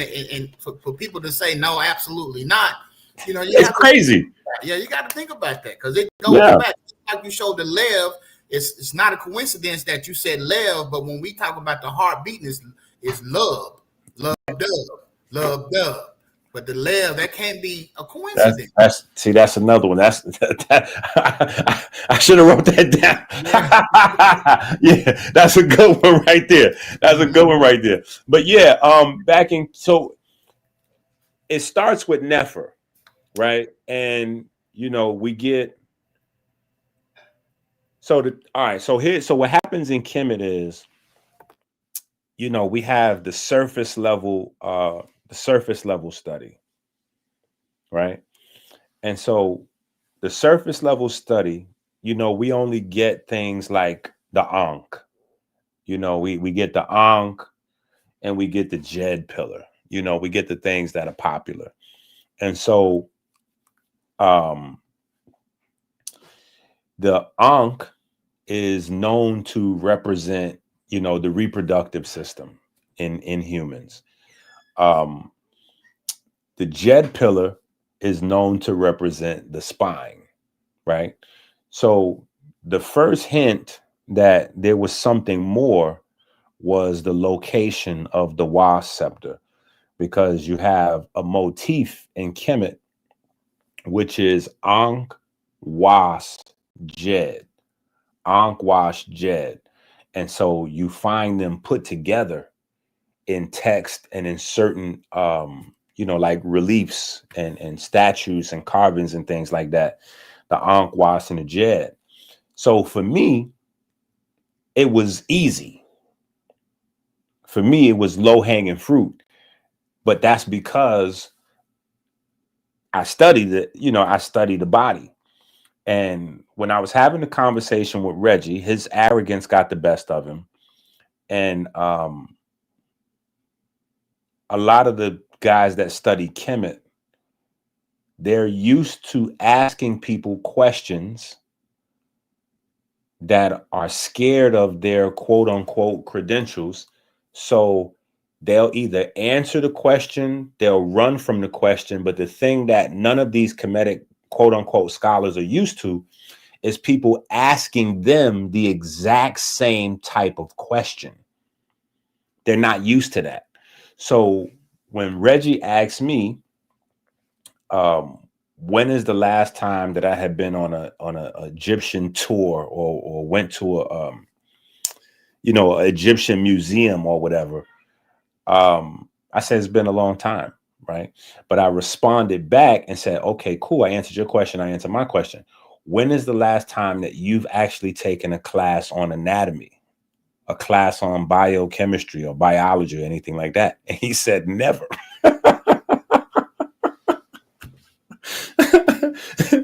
So, to speak as if you know something and you've never even, studied at all, like that just shows not his arrogance only, but just in the greater, like people, we have an arrogance level. And so going back to Ankh Jed, once we put the Jed as the spine, and then we put the Ankh as the reproductive system, which nobody disputes. Well, there's something that connects the two of them. the reproductive system is connected to the spine via the aorta. And when you look at the aorta, it's exactly you heard? Your mic is muted. Oh, so what I was saying is you missed a little bit, but I'll recap. What I was saying is, for me, it was low hanging fruit. Yeah, I understand that. Okay, because you have the Ankh Wash. Matter of fact, let me see if I can pull up the Ankh Wash Jed, and then people might maybe looking at it might help make it easier. And when they see it, and it shows that the incredible resemblance and similarities. I don't understand why people won't say, well, you know what, maybe it is. Some people just refuse to believe that we were able to dissect and correspond different things of the human body to what they use as sacred or called sacred. I don't know why we can't. And see, and the crazy part is, if a regular person was to have that perspective, I wouldn't take offense to it. I would expect that. But if you're somebody who's saying you're a Kemetic scholar, right? That means that scholar means to read and write. So if you're saying you're a Kemetic scholar, that means you studied the Kemetic text. Well, all of the Kemetic text talks about biology. Like, there's no other subject that's more discussed in the Kemetic text than biology. It's so much in the Kemetic text that it sounds like gobbledygook to the average person, because you have, my bones are shining brilliant like Ra, and the breath of Ma'at has balanced my, like all of this stuff mixed with gods and biology. So it sounds, up until the point where you figure out when they're talking about gods, they're talking about, the same way as you have like you have Horus represented as a person and as a falcon. Yeah. Well, you have the gods represented with, anthropomorphization, but you also have, something tangible, right? So you also have oxygen or sunlight or water or this or that. Yeah. Right. So once we, like, for instance, in the Bible, if we talking about Holy Ghost, right, it can get spooky for some people. Yeah. But if we look up the actual definition of holy to being pure, and then ghost, the actual definition of it is the breath. Pneuma is the word that's used. Pneuma meaning breath. So it immediately goes to something very specific. Because if you say, okay, well, Adam represents red blood. and then we're talking about the breath. Well, we know that the breath is carried by the red blood cells. Yeah. So now this just is no longer spooky. Now it just became scientific. Now this starts to make super sense if we're talking about Adam in terms of red blood, and we're talking about the breath being the spirit, and then the red blood cells actually carrying the spirit, Mm-hmm. and man becoming a living soul. When we look up the word soul in Genesis chapter 2 verse 7, it's nephes, which also has the meaning of heart. Mm-hmm. So everything starts to fit in place once we put that back in, back in. So And for, everything is squared. To me, it's squared. I mean, I think that's why you have 4 receptor sites on your hemoglobin to carry oxygen, because it comes back into the framework of the body. You know, you got hey 4 now, sides, 4 points, and that hemoglobin has 4 receptor sites that bind that oxygen that carries through the blood. okay, now see, he opened up some other doors. He said everything is square. I didn't say that. Okay, they'd be like, Inky, you think everything is either comedic or somehow it's masonry. Listen, Yeah. I didn't say that. This is the licensed respiratory therapist. He said it, not me. Oh man. All right, so wait. So Ankh Wash Jed, right? So we look it up. I just do a quick little Google on it. The phrase Ankh Wash Jed refers to a combination of these ancient Egyptian hieroglyphs representing life stability, the Jed, life stability and power or dominion. They were often depicted together on staffs held by gods and pharaohs or in amulet form to symbolize a powerful wish for a ruler to have a long and stable reign or long and stable life. Mm-hmm. The symbols represent a potent combination of divine gifts, the eternal soul, the strength and stability of the spinal column, and the power to rule. Now, when you just so people know that's a real thing, the Ankh Jed. You can look it up and go, deeper into it. So now the Ankh is accepted as the reproductive system. The Jed is accepted as the spine, right? So for me, looking at that, studying the body, when you have the reproductive system, right? You Mm-hmm. got the reproductive system here, and you got the spine here. And then you got something that connects the spine to the reproductive system. It's Mm-hmm. the aorta. So when I look at the aorta, I'm like, wait a minute. This is crazy. This is remarkable. Even like I should be given a Nobel Peace Prize. I should be on TV or something somewhere for this discovery. Like this is not something that people should be like offended about. This is something that people should be like celebrating. Like, yo, Yeah. Inky just proved that our ancestors was not making up stuff. This is actual. This is actual science. So this is what we had, and these are not exacts, but this is a rough. These are pretty decent. This Mm-hmm. is your Ankh representing the reproductive system, and this is your Jed pillar representing the spine, Mm-hmm. and then this here is the Was, which before me nobody had ever mentioned or discussed it, but the Was is the connecting piece between the two of these. So you Yeah. have Ankh, Was, Jed. And Mm-hmm. so from the Ankh Wash Jed, I just looked at this and immediately you see the aorta. Like, Yeah. You can like, see the aortic notch at the top where yeah, it first bends, and then the bottom where it goes to the down the middle, the abdominal aorta, yeah, your and then pelvis. the leg, left and right legs. Yep. Yeah. But the only thing is, and this is what I was trying to explain to Reggie, is that you got to humble yourself out, brother, because if you never studied the body, when you look at this, you're not going to see an aorta because Yeah. you don't know what an aorta looks like. Yeah. That's But true. but if you look, let's pull up an aorta. But if you look, you go, man, wait a minute, look at that Yeah. thing right there. That look just I mean, That's not a coincidence. Not at all, because it's literally the thing that connects the spine to the reproductive system. If you see, let me see if this, we could blow this up big. I might need to get a different one. You see right here, you can't really see the back, but you can see the front, that the aorta brings the blood to the reproductive system, right? So we're talking about the spirit and the breath of life and all that. This is the blood being brought to your reproductive system.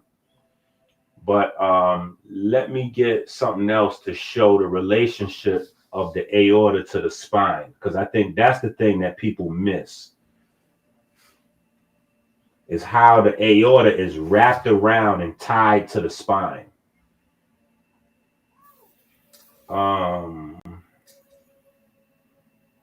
There you go. This one right here, right? But that's to the front. They got some other ones.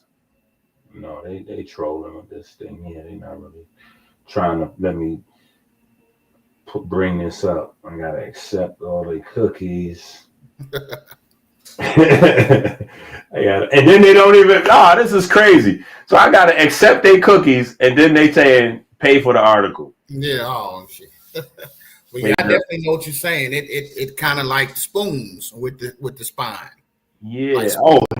Okay. Wait. Here's a good one that shows from the top down view. Now here you go with more cookies again. Nope. Okay. Boom. Now get that out of there. All right. Boom.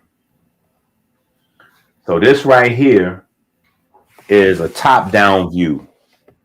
So you can see how the aorta is tied to the spine. So the spine doesn't work unless the aorta brings power to it, which is another reason why it's important that the Y scepter signifies power, because it brings the oxygen to all of the tissues.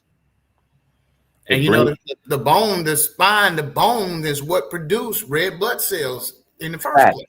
Facts. So they have an intimate relationship, the spine, the thoracic vertebrae, and the aorta. So, you know, it was just, you know, just one of those things where I was saying to myself, I can't believe that nobody else had noticed this before. But it just pointed out the larger issue that for a long time, our quote unquote Kemetic scholars were just really obsessed with the Medu Neter, with the Kemetic language, you know, and that was considered Kemetic scholarship. Anybody that studied the language, okay, this is a Kemetic scholar. And when you do that, you're reducing Kemet down, because what about the math? What about the geometry? What about the biology? What about the first place of diabetes and cancer and surgery and surgical tools and vaccines, antibiotics? You know what I'm saying? Like all of these things started there.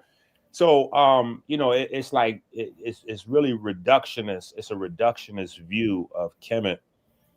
And now you see, we happen to argue with these folks about the term African science. They talk about there's no such thing as African science. I'm like, well, technically, I guess, you know, maybe not, because they were conquered and, you know, everything was stolen and renamed. So maybe you can say anything. Say it's all African science. It started as African science, and then the name got changed later on down the line to just science. That's a fact. And you know, the funny thing is that you don't have any European folks or Indo-European folks saying that they have a problem with the term Western science. They're very proud of the term Western science. They're not ashamed of that. Western science would be the opposite. So you have Western science, which represents the European nations, and then you have African science. It's only Black folks and Africans that are ashamed or scared to say African science. Yeah. but the rest always been the giving people. The African has always been the most giving person and accepting person. accept you in, and trusting person. You know, we have a very loving and trusting nature, you know, giving nature. And so we want to be with everybody else. But like you said, you're right. It's easy to say Western science and this and that to try to put in your mind that this is better. You know, this is more up to date, more accurate than what Eastern or African thought from before. You know, and then and that's the other part, Eastern. You know what I'm saying? Like, it's crazy because Oriental people are proud of the term Eastern because that's their thing.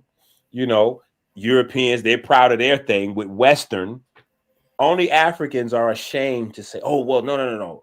As an African, you know, I can tell you for sure, there's no such thing as African science." Well, then, so then you almost sound like the crazy, you know, like every so often you'll get somebody caught on video, like a white racist rant on video, and they'll say, "Black folks never contributed anything to the world. You know, they've never contributed anything scientifically or blah blah blah blah blah." It's crazy how, in a distinguished kind of scholarly tone, we have people echoing those very same sentiments, because that's what you're saying when you say there's no such thing as African science. You're saying we haven't made a contribution, because the Western world is proud of their contributions. They let you know Max Planck, Albert Einstein. Yeah, that's Germany. We you know, we up. You know what I'm saying? The Eastern folks, they're proud of their, you know. It's only us where we have to wrestle with our own to say, hey, snap out of it. You know what I'm saying? And that's the reason why on the cover of the book, I have Nefer, I have the Leb, I have Hathor, and then I also have the Olmec depiction of the heart, because that Olmec depiction is crazy. To be over 1,000 years old and to accurately depict the heart. Now, you know, they try to violate them and say, oh yeah, they learned how to accurately depict the heart because they was eating hearts. Oh yeah, all of that, throwing them down the steps and all of that. Yeah, they was throwing folks in the volcano, so they knew what hearts looked like because they was ripping it out and eating it and all kind of savage behavior. I said, that's crazy. Yeah. You got a anatomically correct depiction of the heart, and the first thing you do is go, oh yeah, because they were savage, so they're savages, only because of savagery. But a savage doesn't take the time to create that type of figure, holding and venerating the heart and showing the architecture of the heart, because we forget when we think of something like that a person is not able to just do that on the first try. When a person is making something like that, that's a finished product. Yeah. You know what I'm saying? Like when I was talking to Unc about the convex lens, I said, oh, so in your mind, you must believe that they just made a convex lens and threw it in a statue. You can't, you don't see that that's a, they made convex lenses. They were using them, found the importance of it, and then decide to like save that and pass that science on to future generations by giving us instructions of how to use them, and then leaving some for us in statues. Like, hold these. Yeah, you'll need this, and this is how you'll use this. Here's the lenses, and then here's how you use the lenses. Now go conquer the world with this. You know what I'm saying? Like, and as we continue to study, and get deeper into the human body and deeper into the electrical conduction and those action potentials and that relationship type of thing, the more we do with that, we will be able to leave this here for our future generations and let them build off of what we learn and what we're teaching and what we are coming into knowledge of, you know, because it's something that we don't know that they don't know. I can't wait to ask Sekou 2 questions. What is a copyright and what is a trademark? 3 questions. What is a copyright? What is a trademark? And why do we have them? Because I think those 3 questions will end the argument. What is a copyright? What is a trademark? And why do we have them? Because if this whole idea about, oh, well, who creates science is not important. Blah blah blah. You know, it's just science. You know, no, whoever invents it, that doesn't make any. That's not important. Well, if that's not important, why do we have a such thing as called the copyright? Yeah. Why do we have a such thing as called the trademark? Like, why do we even have those things at all? If who creates a thing is not important, you know, just invent it and give it away to the world. To the world, yeah. Well, that's what's up, brother. I'm gonna take my kids to get some lunch. Yeah. We did 2 hours. I appreciate this, guys. We. You know, Dr. Kheper and Mr. Lungs, just another episode of many to come, tackling those issues and those thoughts that you may have in your mind that you don't want to ask, or the things that make us tick and how we respond to them in a supernatural way or in a natural way is what our focus will be going forward. I appreciate the time that you guys have given me to come on and show what I know and to help and answer any questions that you guys may have. But when you take anything from today, is to continue to cherish your temple, take care of your body, what you put in and what comes out of it, and understand how important it is and the gravity of what we take advantage of, each beat of your heart, each breath that you take in, what is really happening in your body. And that can get, you know, we can put away all the other things that you debate about, because what's important is our temple and how we will be able to continue to thrive as a people and as human beings on this earth, because the blood and the brains and the heart and lungs will unite us all at the end of the day. Hey, and on that note, we're going to go right to the book. Mr. Lungs, we'll see you next week. We're gonna stick around and we're gonna chop it up. We're gonna have a little bit more discussion. But I appreciate your time. And with that, I love you, Dr. Enki. Work out on the block. Work out on the block. Work out. Work out on the block. On the block. Work out on the block. On the block. Work out. Work out on the block. On the block. Yeah. We got a new plug. Wages is pages. Books like bricks, stacking knowledge in stages. Building pyramids. Blueprints can. I love you, Dr. Enki. Work out on the block. Work out on the block. Work out. Work out. Work out on the block. On the block. Work out on the block. On the block. Work out. Work out on the block. On the block. Yeah. We got a new plug. Wages is pages. Books like bricks, stacking knowledge in stages. Building pyramids. Blueprints contagious. Ancestors whisper. Pen marks their ages. Way state to state. Freight move like a cadence. Truck full of scrolls. Highways my fragrance. Knowledge flowing. Dopamine high. Flood the streets again. Watch minds multiply.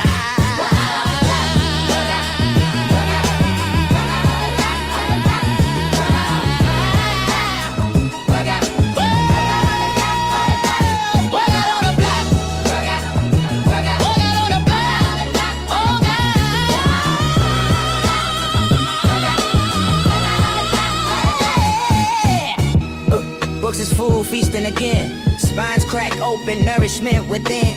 Flipping through a chapter, the grind never thin. Fingers on the margins where the stories begin. Cartel of ideas, smuggling the truth. Librarian soldiers, armories of proof. Vitamin song, each bar is a boost. A harvest of the mind, roots in the youth. I love you, Dr. Enki.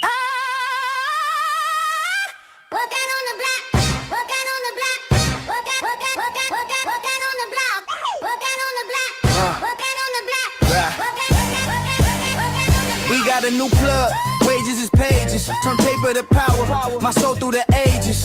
Books like bricks, stacking pyramids tight, foundation of the struggle, building heights out of sight.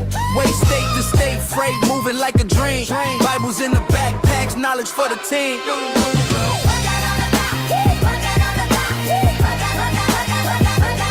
Come on, yeah. Dopamine hit, my brain doing push-ups. High on God, let the word lift the hood up. Flood the streets again, no drought in the mix. Wisdom in the water, every drop getting fixed. Books is food, every page, vitamin pack. Chewing on the truth, never falling off track. Spin the globe, let it go. Where it stops, we show. Drop a gem in the hands of the ones who know.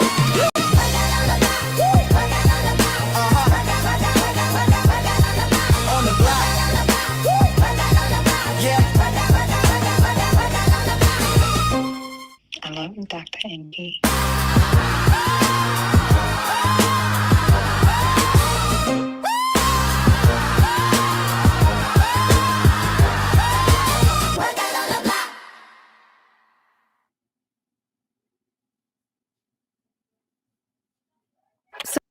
Hello, Dr.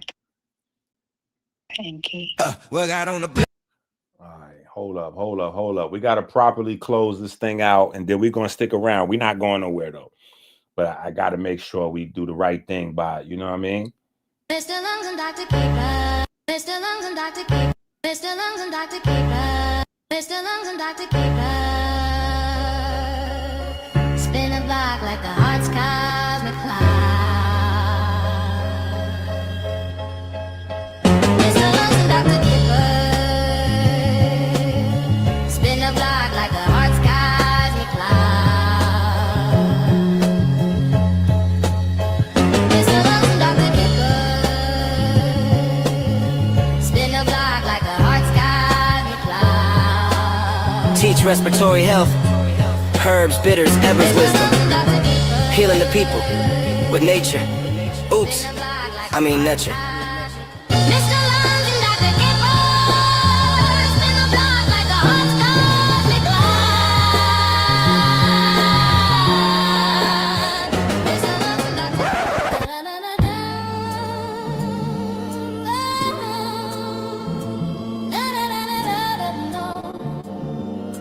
Mr. Lungs and Dr. Mr. Lungs and Dr. Kheper. Spin the block like the heart's cosmic clock. Tick tock, never stop, killing breath, nature's tether.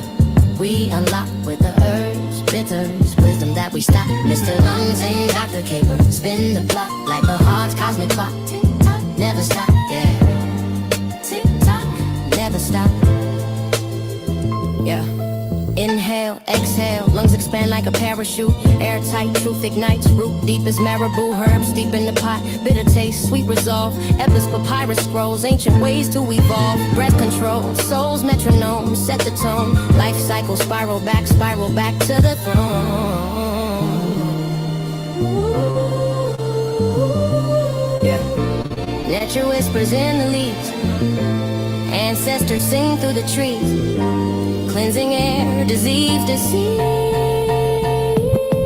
Mr. Lungs and Dr. Kheper. Spin the block like the heart's cosmic clock. Tick tock, never stop, healing breath, nature's tether. We unlock with the herbs, bitters, wisdom that we stop. Mr. Lungs and Dr. Kheper. Spin the block like the heart's cosmic clock. Tick tock, never stop. Tick tock, never stop.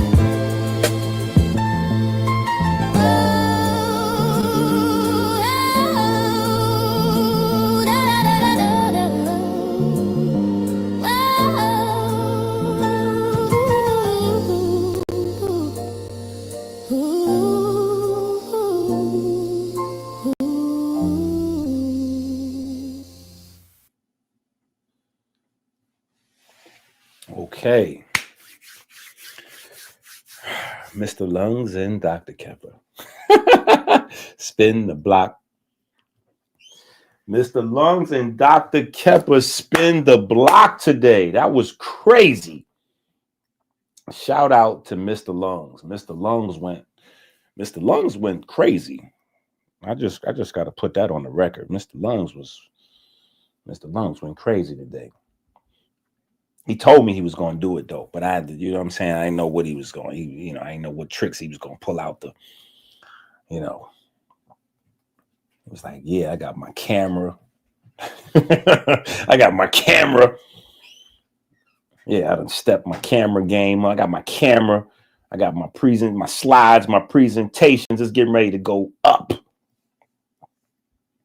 So we definitely appreciate Mr. Lungs for bringing that collegiate level experience and breakdown to what it is that we've been doing and building and just being able to I was a little nervous. Let me not lie to y'all. I was a little nervous when it was time for prayer. I was a little nervous with this topic because that was a real-time peer review right there.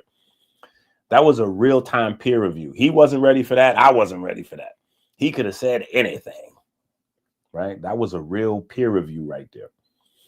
That was a real live peer review. Yeah, the sound cleared up. We had to work through it. You know, that's how the devil, you know, I mean, the devil is busy. You know, we just got to be consistent and, you know, with our work, we got to just go. You know what I'm saying? We got to go forward. So, oh man, I didn't get this. Another song that I didn't get to play. Man, let me pull this song back up. It's another song that I wanted to play. Hold up. It's another song that I wanted to play. Oh well. Mr. Longs will see it maybe on the playback or probably next week, but I forgot this whole little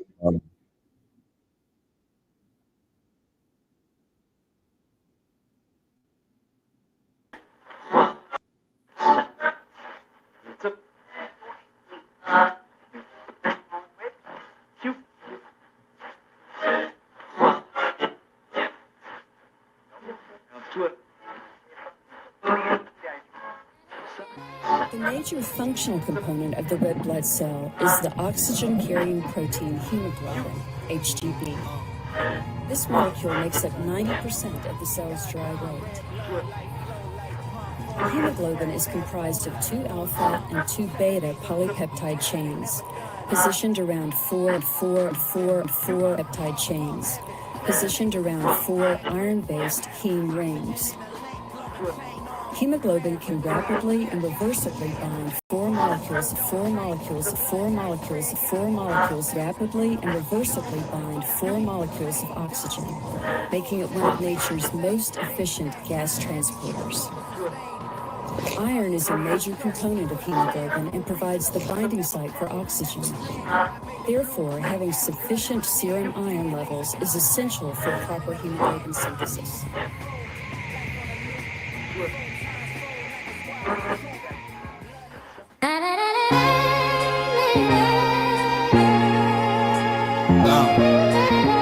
Bounce.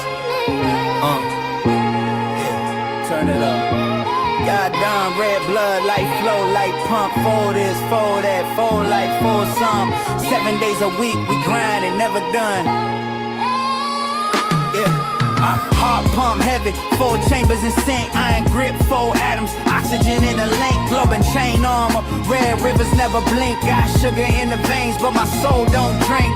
Blood types red, got O in my veins, universal donor, but I keep the pain. Dom equals 4, simple math insane. They stack, grind heavy, keep the focus sustained. 4 grams of hustle for the struggle, for the fan, 4 reason to fight, never fold. That's the plan, God made the blueprint, atoms, blood in my hand. DNA's a contract, signing the land. Dom equals 4, life on a loop. 4 times 4, like a squad in a troop. Bloodlines deep, iron truth in the roots. 7 days, 365. We move. Dom equals 4, hearts tempo set. 4 chambers pound, we ain't missing a step. Blood spills truth, let it drip, let it vent. 4 lifetimes grinding, ain't no repent.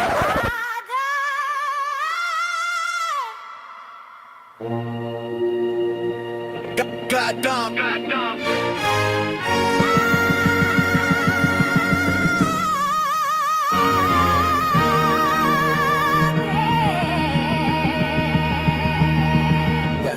Breath of life, inspiration. Feel the bounce, feel the lift, elevation.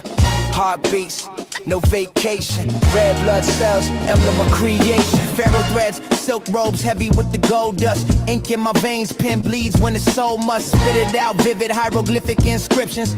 Every bar pyramid defying restrictions. Hear me disc spinning like rims in the sunlight. Iron in my blood, keep my blade sharp for the fight. 4 globin chains, 4 lifelines gripping.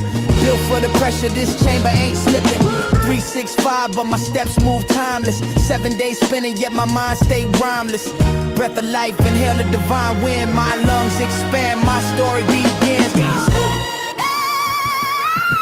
Red blood cells, emblem of Adam. Artists for chambers, for globe and change, for him and this, for iron atoms remain, for oxygen atoms, for grams of sugar, for blood type pumping, life's raw trigger. 7 days a week, 365 days a year, PA 7365, keep it crystal clear. Ink stained hands sketch the map of survival. Quills dipped in truth, no room for denial. Veins pulse rhythm, my blood type's primal. Universal donor, my words are revival. Iron atom sparking, thoughts combust bright. Him be carrying dreams through the dead of the night. 4 chains linked, unbroken, can't sever. Heart pumping legacy, this rhythm forever. Breath of life caught in the folds of my chest. Exhale, triumph, inhale the test. Blood like rivers carving valleys of the past. Every drip a reminder this struggle gon' last. Artists for chambers, for glove and chains, for him and this, for iron atoms remain, for oxygens and atoms, for grams of sugar, for blood type pumping, life's raw trigger. 7 days a week, 365 days a year, PA 7365, keep it crystal clear. God dog, God dog, God dog.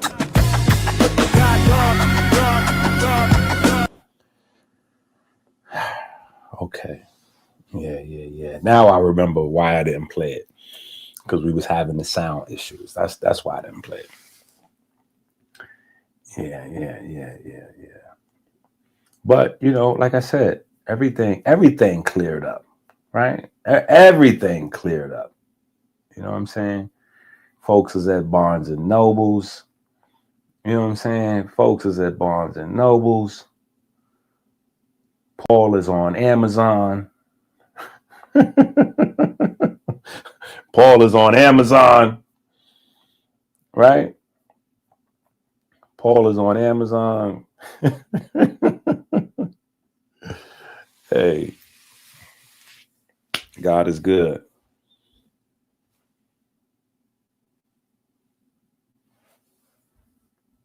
Y'all terrible. God is good. All the time. All the time. God is good. Y'all got to have that. Y'all got to put that in your back pocket. Christian or not Christian, you got to have that in your back pocket. That ain't got nothing to do with being Christian. You got to have that in your back pocket.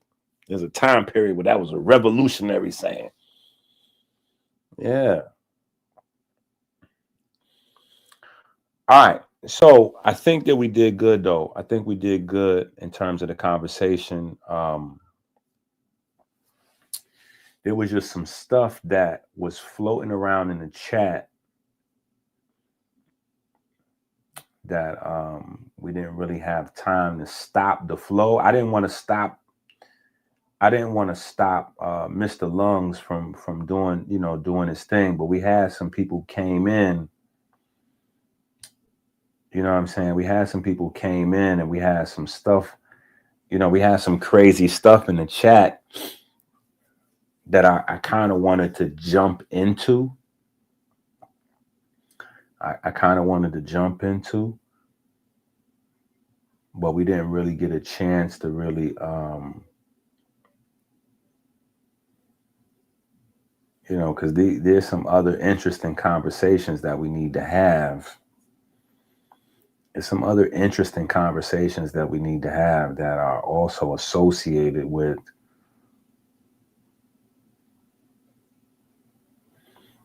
you know what I'm saying? Like there's some other,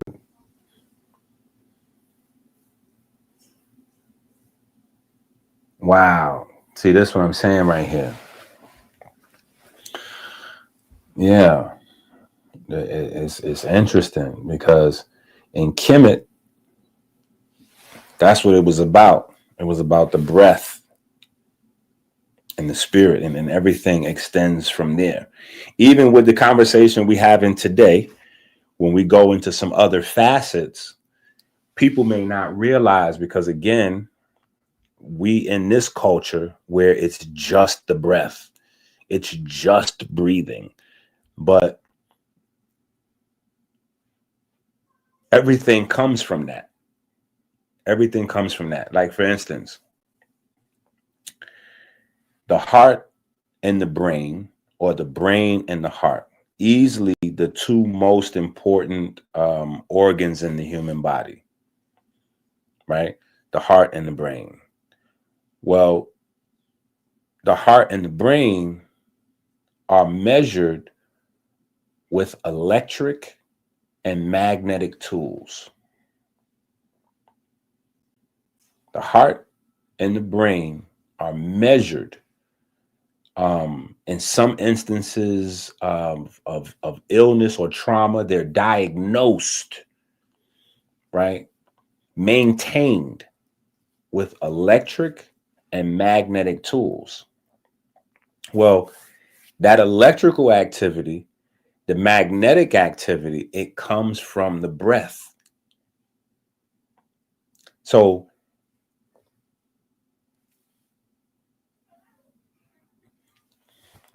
one of the things I said when we were first having the Kemetic naturopathy course. Now, listen, if y'all don't have y'all Kemetic naturopathy books, y'all need to go to Amazon and get all of them books. The Rough Ash Law, the Trigonometry, the Legend of Wuxia, and all of the workbooks. Like, get all of those Kemetic naturopathy books. But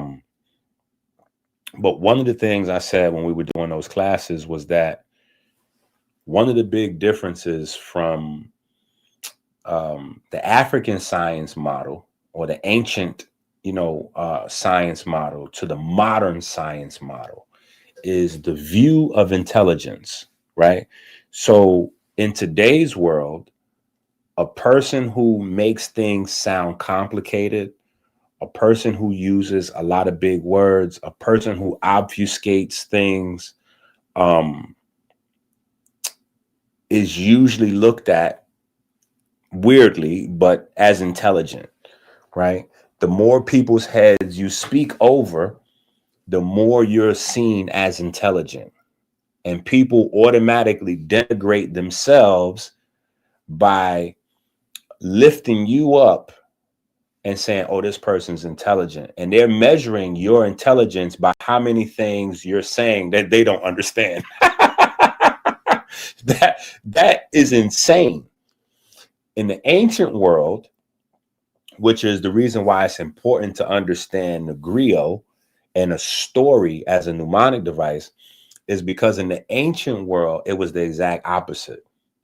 You weren't seen as smart because you could speak over people's heads. You were seen as dumb. You were seen as dumb. You were an idiot. Like, literally, you were an idiot. If you spoke over people's heads, you were an idiot, because the purpose of first of all, the breath is sacred. This is why we have terms that linger around still, like save your breath. I'm wasting my breath. Save your breath. Like sayings like, because the breath is sacred. When you talk, you breathe in through your mouth, which you're never supposed to do technically. So you're like sacrificing some of your life, your energy to make a communication with a person. That has a value, right? You're supposed to breathe through your nose. So it has a value to even speak to somebody. And so if you're speaking to somebody in a way where they cannot understand you, then that means you're wasting your breath speaking. Your whole communication was so the whole idea in the world of the griot was to be able to take complex concepts and simplify it so that the most people possibly could understand you. And when you're able to simplify so everybody can get it, whether they're 5, 10, 20, or 50 years old, or whatever their reading or comprehension level is, that is your mark of intelligence. You see what I'm saying? So in the two worlds is diametrically opposed, right? And so because of that, and then you have the emphasis on, the importance of breathing and the respiratory system and things like that has been greatly diminished to almost nothing. You don't have people to think about how everything is stacked one thing onto the next. And when you look at the body as a system of systems, see, this is a byproduct of Darwinism. Separate body parts. There's this type of digestive system, there's this system, and all these systems are separate. You can't see in a universe where the body is composed of a bunch of separate systems. The importance of the breath is non-existent. The importance of the breath is non-existent because the breath is the thing that unifies all the systems. Right? So if the systems are not unified, what is the breath doing? The breath, what is the...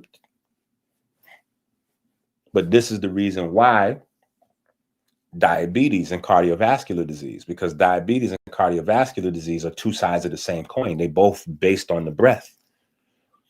Diabetes is based on the breath. Cardiovascular disease based on breath. You get a heart attack or a stroke when the oxygen starts. Your heart needs circulation. Your heart has its own circulatory system. Everything that you eat, especially your sugar, the glucose, has to be paired together with oxygen. Your mind, as we in the modern world have created a fascination, especially in the online space, because when we start talking about mitochondria, it just seems like we're a lot more intelligent, like instantly your IQ goes up some because you're talking about mitochondria. We forget that the whole thing about mitochondria is the space where cellular respiration continues. So respiration starts in the lungs, but it ends in the mitochondria. It ends when we form new pure water, right? So the beginning is the breath, but then that breath turns into water. So that's a whole nother part to the Genesis chapter 2, verse 7 is that, breathing the breath of life into man and he become a living soul, the breath is going to fill that body with water. So even in the Bible, water has a special place where everything has to happen from water. Water is the thing that makes everything happen. You know what I'm saying? There's water and then there's something magical. But there's never something magical without the water thing. So everything happens post water, whether that's a baptism, a river, a flood, or whatever the case may be. There's always a water event and then there's something special, right? Because there's a biochemical and a biological reality to those stories. So even when we layer those stories and we try to go, okay, well, there's some stuff in here that's allegorical, some stuff that's metaphor. We have to have a key. We have to have a key to being able to determine what are the things that are metaphorical here. What are the things that are allegorical here? Right? Okay, cool. We can all agree there's some metaphysical and some metaphorical and some allegorical and some, there's some anthropomorphization here. There's some, but what's the actual real thing and what's the fake thing?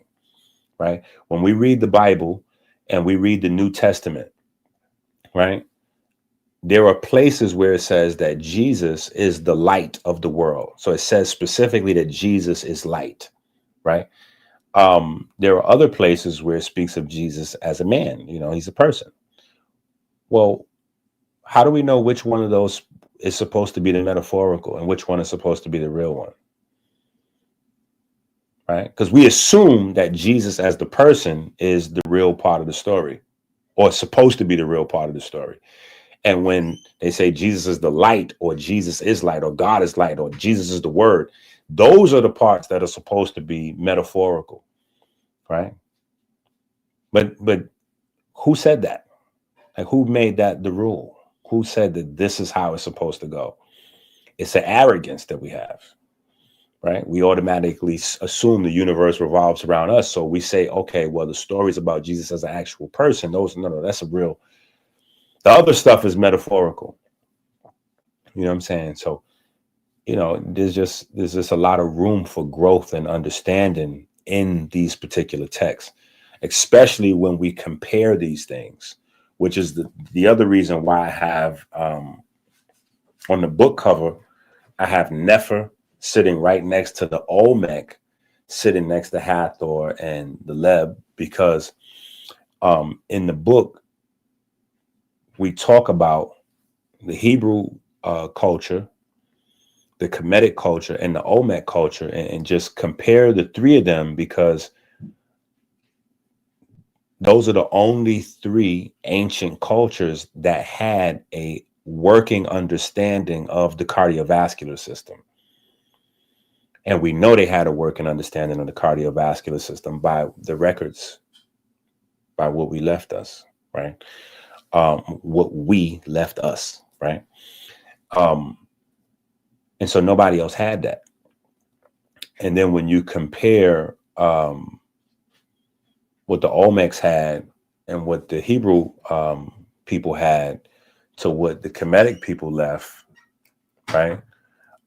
There's an argument to say that there's no such thing as Hebrew people or Olmec people. These are just migrating Kemetic people, right? Or that they were influenced somehow by the lessons and the information that they left behind, right? Because we have, for the Bible folks, we have obviously what's in the Bible, but then we also have the Sefer Yetzirah, which is like the biblical mysticism or Jewish mysticism, right?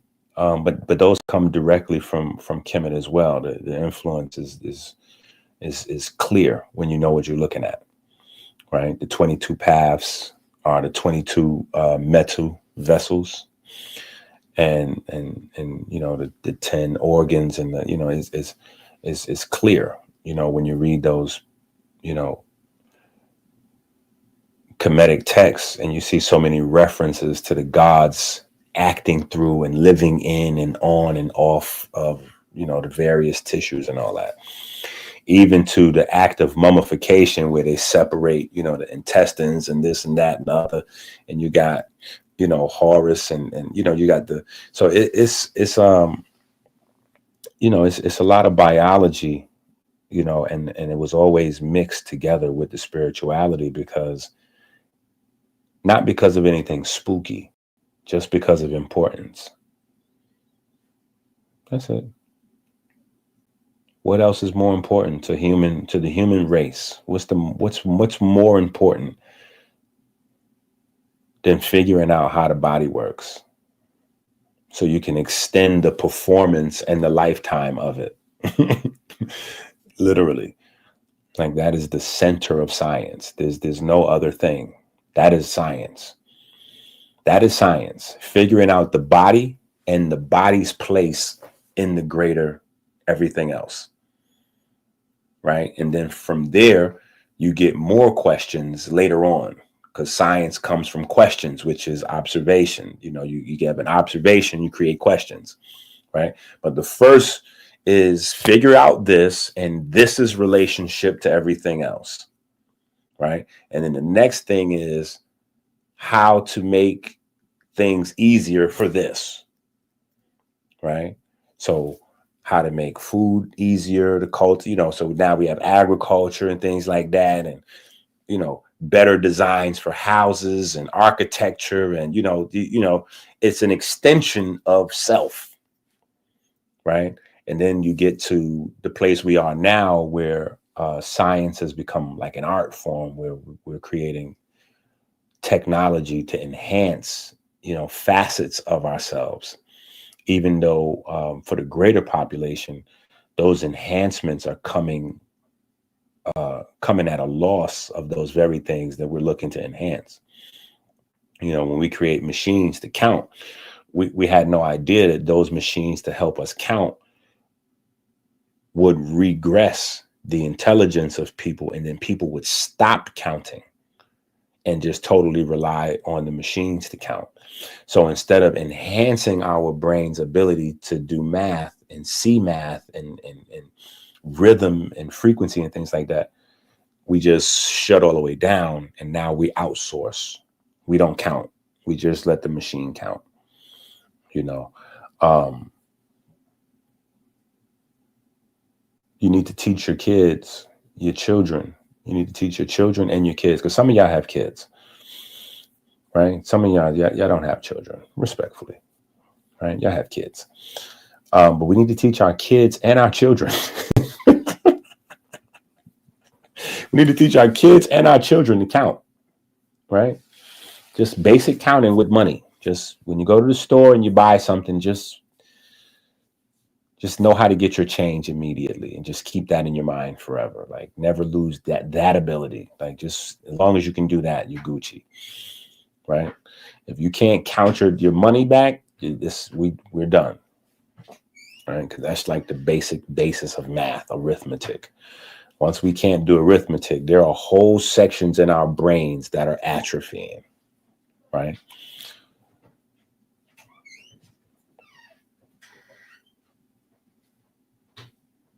So yeah, I mean, those are all sciences. You know what I'm saying? Those are all sciences, architecture, you know, because architecture, and then think about how we advance advancements. We advance advancements. That's the part where man is like us, right? Other animals don't have that ability to do that. We can create advancements and then advance the advancements. So we start with architecture for us, right? For security, so we can have a better place to live in, right? Three Little Piggies story, right? We got the straw, the wood, then the bricks. Now, as we learn more, we realize that the invisible around us is not empty. It's full of stuff. This around us, even though we can't see, it's not empty. It's full of energy. It's full of pressure waves. It's full of light waves. It's full of waves all around us, right? And so how we build structures, right? How we build structures can allow us to like interface with some of these stuff that's floating around. Yeah, we can harness some of whatever this invisible stuff is.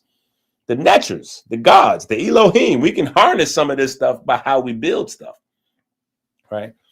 And then so we get temples, you know, divine places constructed on hollow ground, because there are certain places that are more electrically or magnetically active. So, you know, we want to put these places that we're building to harness these energies on places that are more active with these types of energies, right? So whether you want to go ley lines or tectonic plates, or however you want to do it, right?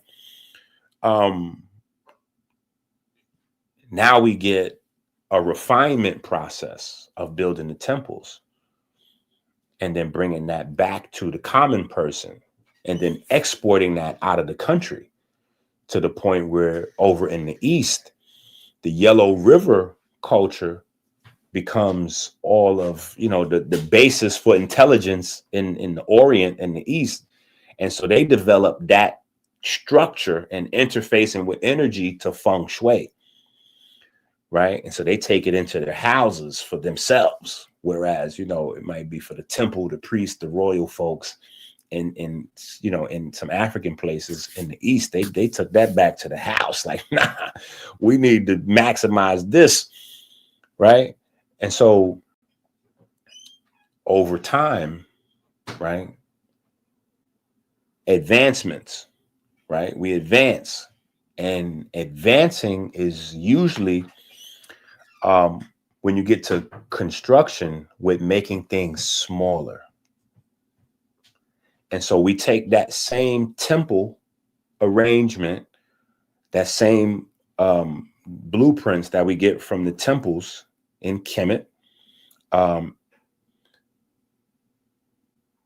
we shrink that down, and we get laptops. Because that's what a motherboard, that's what a microchip, that's what a transistor, that's what semiconductors, that's what those things do. right? Based on the architecture of how you arrange them, they interact, conduct, carry, attract, repulse, right? Light, waves, and electrical ones.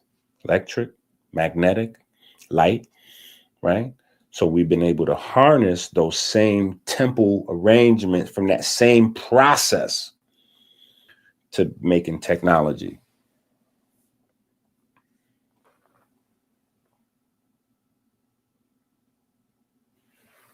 Y'all are trolling, bro.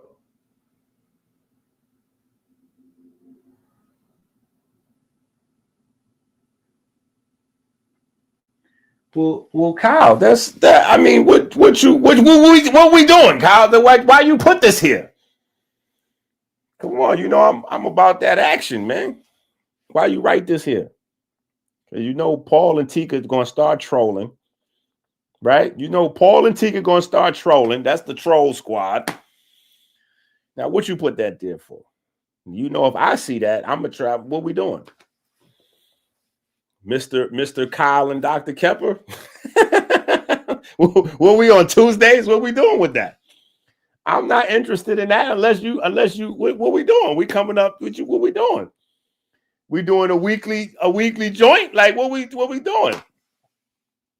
Yeah. No. We ain't no time to build. We ain't doing no building, brother. We gotta go live. Yeah, we gotta go live. Yeah. No, how we gonna get some schools built, Paul? What we talking? We can't even. I ain't even getting no super chat. How we getting a school? Listen, we got a ways to go. We got a ways to go. That's why I couldn't keep my school. We had our school for a year, and we did good, but I couldn't keep it because I was trying to do everything out of my little tiny pocket.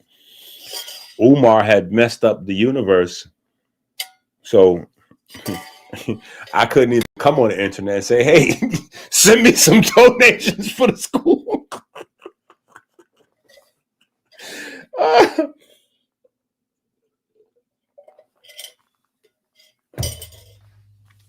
We had our school right around the time when Umar was getting busted for throwing away the donations in the strip club. So we definitely couldn't come on the internet and say, send us some donations for the school. It was crazy.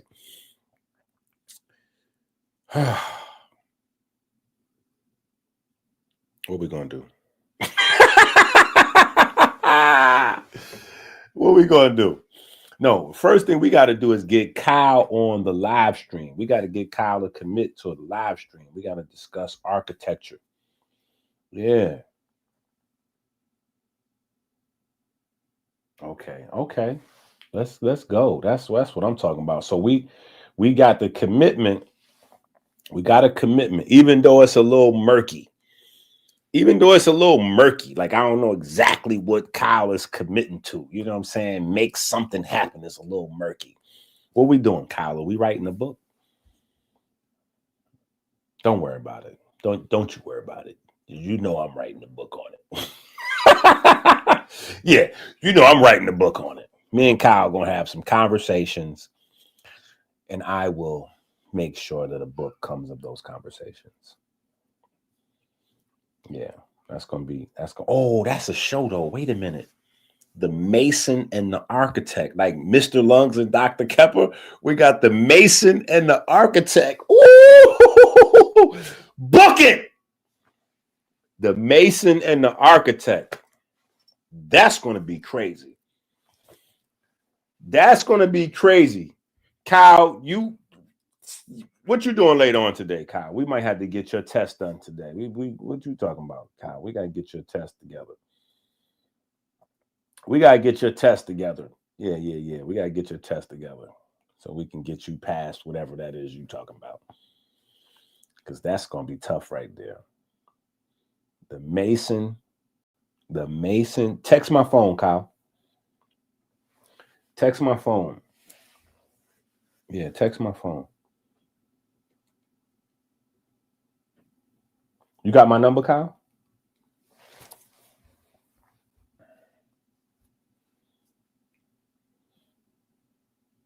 I'm waiting for you to tell me if you got my number.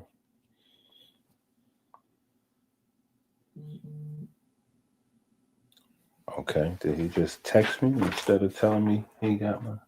Okay. Yep. All right. Cool. There you go. Okay. Yeah. Because I had your number. Remember, we was doing the push-ups. I was sending the messages out every day, and then a couple broken phones later.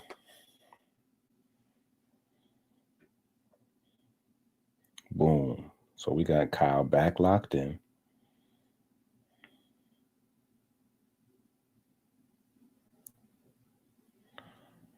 Okay. Yeah, buddy. The mason and the architect. That's going to be tough right there.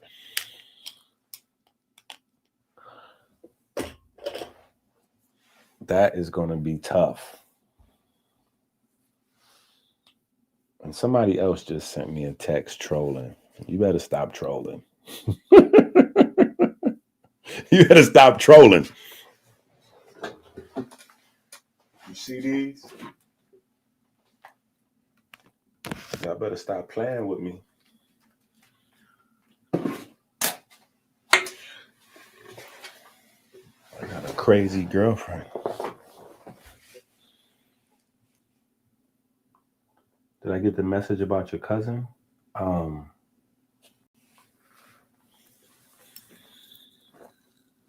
I think I got it.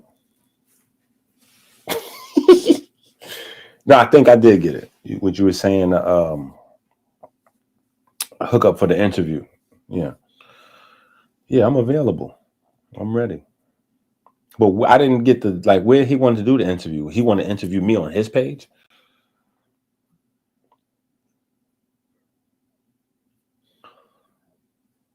Where he want to do the interview on his YouTube page with the brothers, or he doing like he want to be me and him on his page, or he want to come back on my page and do it on my page.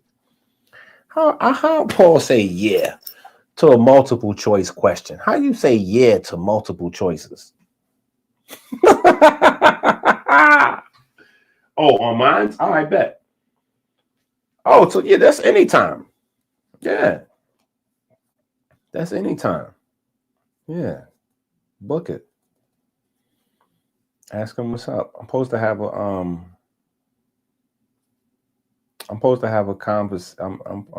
a conversation with Jabari on Monday at 2:00, I believe. So I'll be, manhandling Jabari on Monday. Other than that, we can have a conversation tomorrow. Is good. Yeah, today's Saturday. We could do something tomorrow. Yeah, see what he look like tomorrow. If y'all don't know who we're talking about, he's the Hebrew Israelite brother that we had on Sunday school a couple weeks ago. So that'd be a good build for him to come back up. And then we might be able to inspire him to inspiration. Yeah, we might be able to inspire him to inspiration. Yeah, well, Monday is the weigh-in. We were supposed to have the weigh-in on Thursday, but, somebody got, somehow the scheduling, what I'm saying? My assistants couldn't link up with his assistants and make the schedule, So my people had to schedule with his people and, something to that effect. But yeah, so we've rescheduled for Monday for me to ragdoll Jabari. Or Jabari thinks he's going to ragdoll me and discuss my Christianity, my Christian beliefs. My Christian belief system. Man, I can't wait to discuss my Christian belief system with Jabari. I'm like, bro, why do you keep calling me a Christian? I keep telling you I'm not a Christian. You keep telling me I'm a Christian. So we're going to see how that conversation goes. right? But yeah, we had a good one today.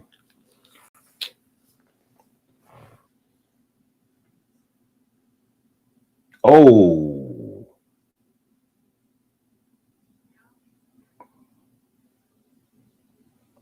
that's crazy. That's wild. Yo, I be thinking those things is fake like that. That's crazy. That is wild. Much, much maximum appreciation and love. And my mind always goes to like, what if I had ended the live stream? Oh, Jesus, take the wheel.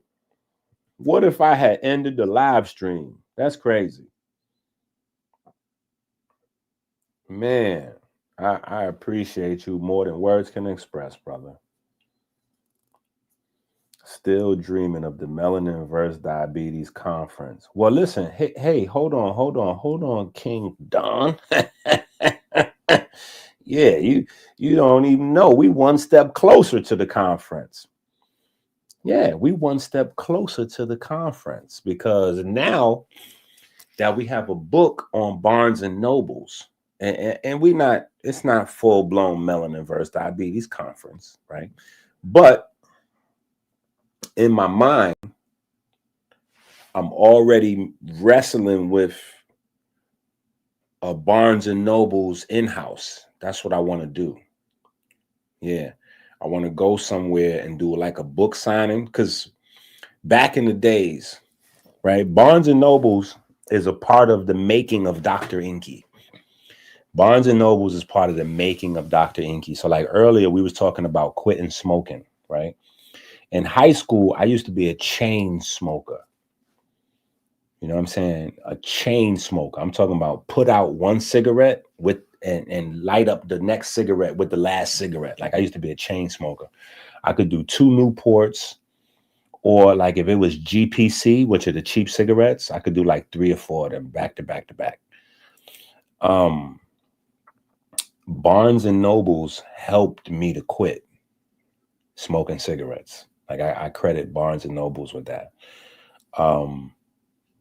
Because a large part of you being able to break certain habits like that is being able to remove yourself from the atmosphere, the environment, because environment has a lot to do with the stimulus. And Barnes and Nobles allowed me to be my geek self, my nerdy self. Like I just got this like nobody knows me here. You know what I'm saying? I could just read and jump into all of these different books. And the crazy thing about Barnes and Nobles, well, at least for me at the time, was I didn't realize it was. I was like, wow, white folks, y'all have really been. I was like, this is what white folks been doing all this time. Yeah, I thought Barnes and Nobles. I kid you not. I thought Barnes and Nobles was like the secret to the Illuminati. I'm like, yo. So you telling me they got whole big buildings? Because in New York at the time, Barnes and Nobles was like they'd be like 5 stories big, whole buildings. You know what I'm saying? Like a whole tenement building would be about one bookstore. So I'm saying to myself, like, yo, this is crazy. Mind you, I'm coming from a neighborhood where you got to fight just to be seen reading. Because if you was outside with a book, it was trolling doesn't even encapsulate it. Somebody might try to dig in your pocket, slap you, take your clothes, like rob you, all kind of like if you were seen with a book outside of school, you was immediately marked. So you had to have hands, period. So to go and see that there's whole buildings of books and you could just go inside this place, no membership, don't pay nothing. You just go in there and you could just read every single book. Like, yeah, you could just stay in here. It open up 9 o'clock, some places 10 o'clock, and it close 9 or 10 o'clock at night. You could stay in here the whole day and just read all the books. Like, I was like,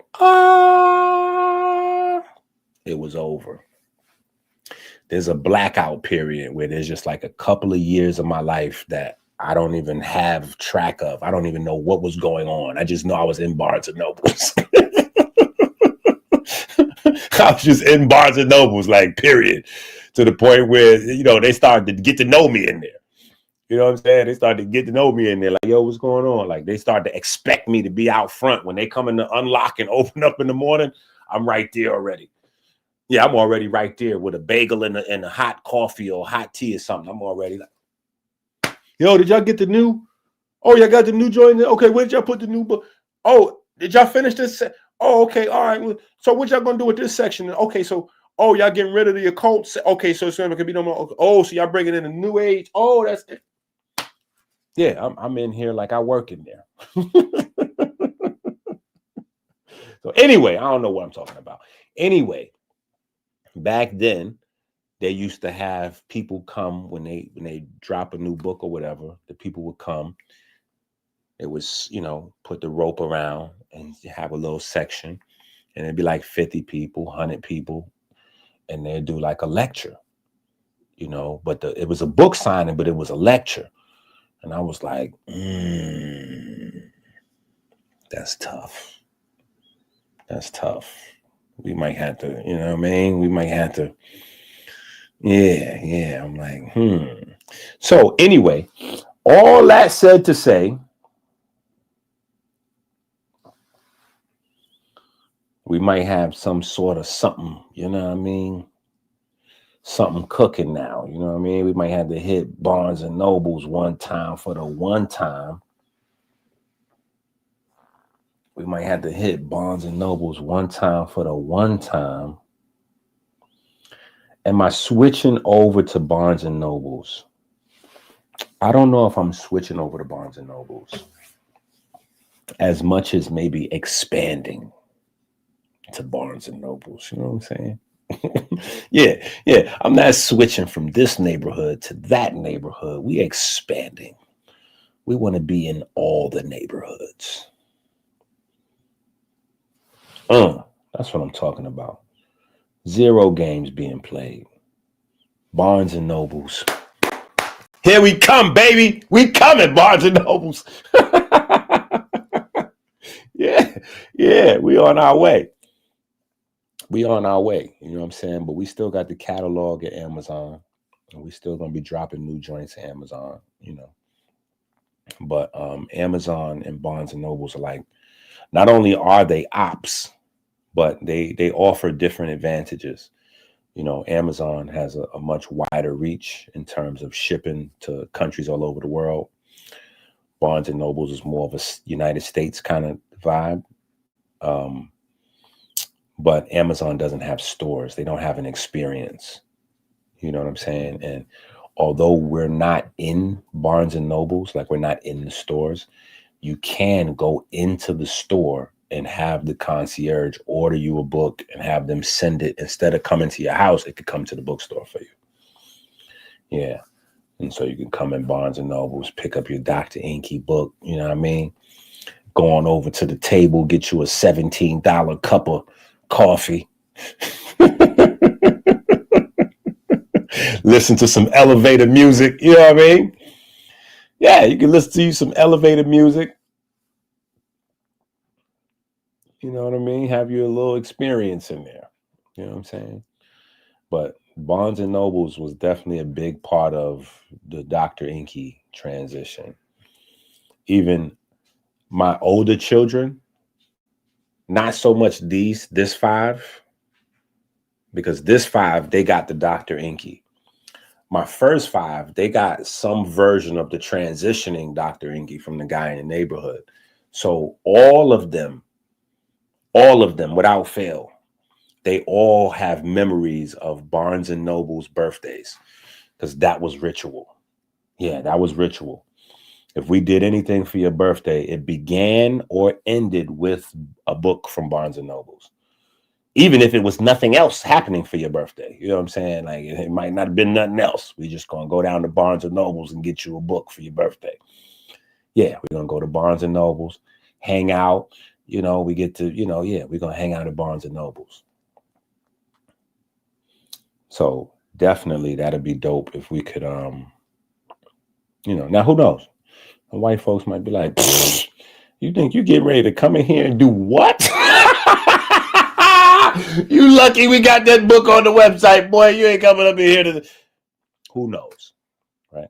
But it would be dope. It'll be a vibe. You know what I'm saying? So it'll definitely be a vibe. You know what I'm saying? So that might be an easy way to get that done. That might be an easy way, because a lot of times what makes lectures difficult is travel and venue. Travel and venue. So, if somehow, the venue is the bookstore, that's dope in and of itself. But then it's just a matter of getting a hotel or Airbnb or something right there, to a local bookstore. You know what I'm saying? So that really might pop off. Like that really might pop off. Because I was thinking of doing something in a hotel anyway to get back on the road and touch the people. Because hotels have conference rooms and you can just attach the conference room rental to your hotel room. And so that would be an easy way to move around. But yeah, the Barnes and Noble. And then I was thinking about like doing some bookstores, like just doing some local bookstores wherever. But Barnes and Nobles, like we're at the GOAT level.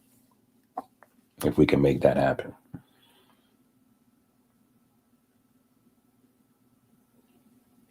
Yeah, they got Indigo here too. They got Indigo here. They definitely got Indigo here in the States. Indigo is usually, I don't know. I think Barnes and Nobles and Indigo got beef though. I don't think I think you might be misinformed. One of us is misinformed. Yeah, either you misinformed or I'm misinformed. I think Barnes and Nobles and Indigo is ops. I think that's McDonald's and Burger King. Yeah. Yeah, I think Indigo was like gobbling up Barnes and Nobles. I think they was like taking over spots.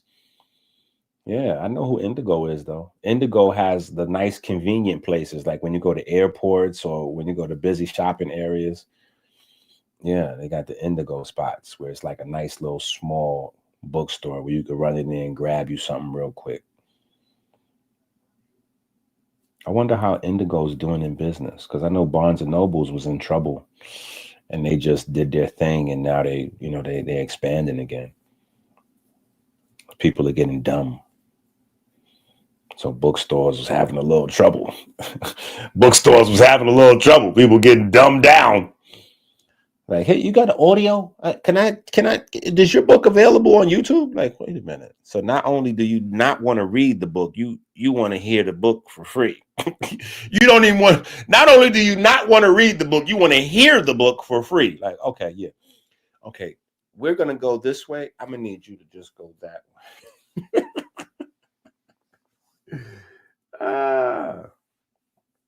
But not Indigo is definitely a classic bookstore. Yeah, I rock with Indigo. I definitely rock with Indigo. But I think with the new book, it's a lot of exploration. It's a lot of exploration. Of course, we have a white paper. Of course, we have a white paper in the book, which is an article in the book. Let me see. Let me pull up that article.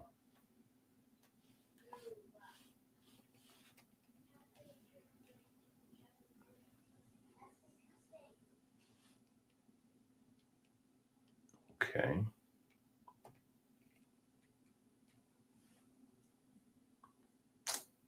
And I'll blood clot that.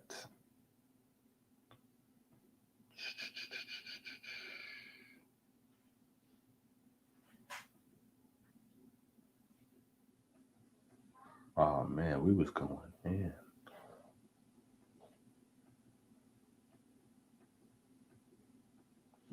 Yeah, I think we should look at the book. think we should take another look. You take a look. It's in a book. The Reading Rainbow. I can anywhere. Yep, PBS contributor to Dr. Inky. Don't hate. I'm not even sure if people outside of New York know about PBS. Right? So we have an article, Natural Design. Intelligent design is inherent in the system. The conventional separation between matter, energy, and mind has constrained scientific and philosophical progress for centuries. This paper advances a unified model in which organized energy is itself the substrate of intelligence. By examining the physics of coherence, the informational behavior of energy systems, and the biological architectures that preserve order against entropy, we show that intelligence is not an emergent byproduct of material complexity, but the intrinsic property of energy organized through self-referential structure, right? This is why I was saying earlier we had some comments, Harvey going in, my young guy, Harwin, he was saying something. I'm trying to find his comment now. But Mr. Lungs was going in, so I didn't want to stop Mr. Lungs from what he was doing. You know what I'm saying? Momentum is important when you teach it. You get into a flow. You gotta let the, you know what I'm saying? You gotta let the gods go. But he was saying something. Okay, here we go. He was saying a bunch of stuff. Harwin, he might be on the other side. He might get too crazy. But what was he saying? Okay, wait. Boom. You know what I'm saying? Now, he don't know that this is, he just throwing that in the chat. But literally, this is a part of the abstract of one of our new articles that we released in the book. Right? So I'll read that back again.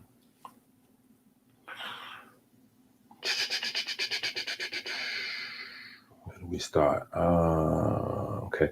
By examining the physics of coherence, the informational behavior of energy systems, and the biological architectures that preserve order against entropy, we show that intelligence is not an emergent byproduct of material complexity, but the intrinsic property of energy organized through self-referential structure. Organized energy through resonance, feedback, and self-measurement become matter. Matter, when internally coherent, becomes information, and information, when recursive, becomes consciousness. The implication is profound. The universe is an intelligent continuum whose very organization constitutes design. Intelligent design, properly defined, is not the imposition of external will upon chaos, but the spontaneous self-structuring of energy into coherent order, right? And so we go in, we talk about first cause and, the nature of waves. We spend a good bit of time talking about waves, mechanical waves, electromagnetic waves, traveling waves, standing waves, right? And what's required, what's required to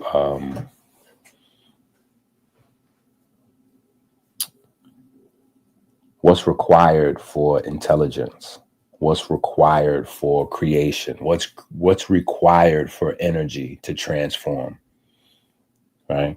And so you can kind of walk it back all the way to movement or vibration, but vibration requires something. Vibration, if you want to go all the way back, like you just exclude the science and we just jump all the way back to the first thing being acted on by another thing, right? Some force has to act on potential energy to convert that into kinetic energy. You with what we know today in terms of science, you can only come back to an electromagnetic wave. An electromagnetic wave is the only thing that we know of that is self-propagating, even in a vacuum, or more especially in a vacuum when nothing else is around. An electromagnetic wave is self-propagating.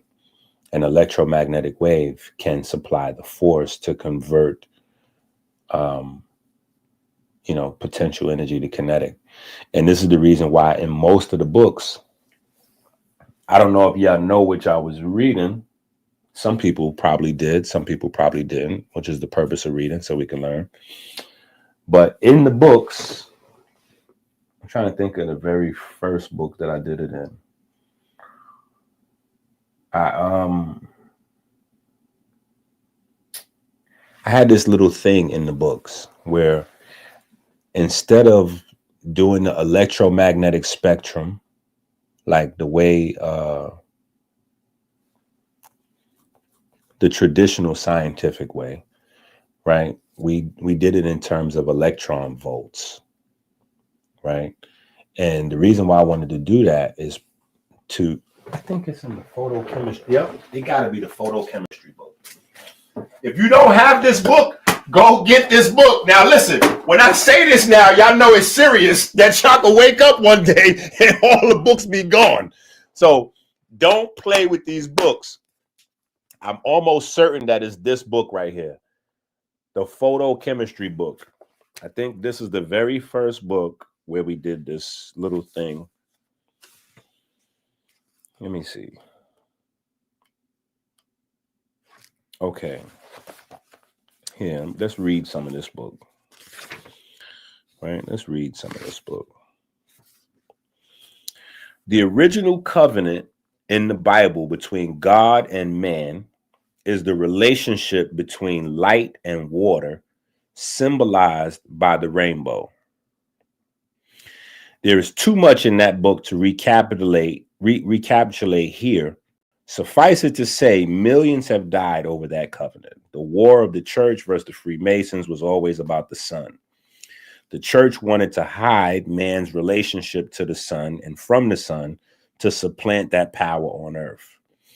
Any discussion of the sun as the supreme power of life on earth, sickness, grow of crops, etc., was caused to be hung, dismembered, and burned alive. And in many cases, all three. Yeah, that's wild. Hanging somebody and then burning them. Anyway, the purpose of remixing and rewriting the Bible was to hide or change the references to the sun. Photochemistry was labeled as witchcraft, devil worship, heathenism, paganism, etc. I give to you full disclosure before continuing reading. This is the secret science of the ancients that was encoded into ancient architecture, the science of life. When we study chemistry, the focus is charged particles, tiny charged particles. The thing is, all charged particles obey the same universal laws. This means the laws that electrons obey are the same laws the sun obeys. That may be too much science already. Are you sure you have read all the books? Okay, this is where I give a little check, because this book, I don't even know what number this book was. Yeah, I don't know what number book this was, but we had already went through the Melanin versus Diabetes series, the Race Hustler series, Comedic Science. I think this is the 28th book of Comedic Science, which makes this 6, 12, 18, 36, 48. This is somewhere around 50. This is somewhere around the 50th book that we put on Amazon. Anyway.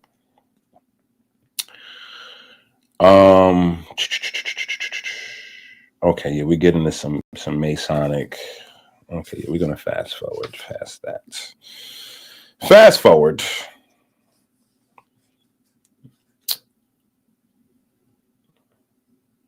Okay, yep. Yeah, fast forward. If you have the book, you can read the book. Anyway, on page 4, we go to electron volts. An electron volt is the measure of an amount of kinetic energy gained by a single electron accelerating from rest through an electric potential difference of 1 volt in a vacuum. So 1 EV is equal to the exact value of 1.602176634 times 10. Yeah, it gets crazy. Anyway, right? So we have this little chart where we basically convert the light to electron volts. So we have UVC, which is 100 to 320 nanometers, into electron volts, which is 4 to 12, right? Then we have UVB, 290 to 320 nanometers, right? Converted to electron volts, all the way through. So that way we have a different way to view this conversation, because I knew at some point we would get to where we are now, discussing the nature of life based on standing waves, right? And electrons are the most basic standing wave. That is the basic unit of a standing wave, an electron, right? And so how that potential energy becomes kinetic is always the addition of a photon. And so this is where you get J.J. Thomas, Einstein, and a few other folks around the 1900s, where they start dipping into the photoelectric effect, right? The photoelectric effect is not exactly a photon and electron, how they interact with one another, but it is, it's a part of the building to get to where later on you get Schrodinger and some of the other guys later on going to, the electron cloud and the valence, and how atoms absorb photons and re-emit photons, and how the photon makes the electron move and all of that kind of stuff, right? But now we're having another conversation built on top of that conversation, right? So I wanted to put that in the beginning of the book with some other crazy, strange stuff before getting to all of the chemistry, right, of light inside the body, and how light does its thing and all that, right? So that way we would have a way to come back to this book and still have that blueprint, right? Because in this book, we walk through a lot of chemical reactions, like reaction by reaction, right? Reaction by reaction. Give a little history of phototherapy, balneotherapy, heliotherapy, actinotherapy, chromotherapy, thermotherapy, right? All of those are different sciences. All of those are different sciences of therapeutic. Let me say that. All of those are different therapeutic sciences based on using light to heal or speed up the healing of the human body in some shape, form, or fashion. I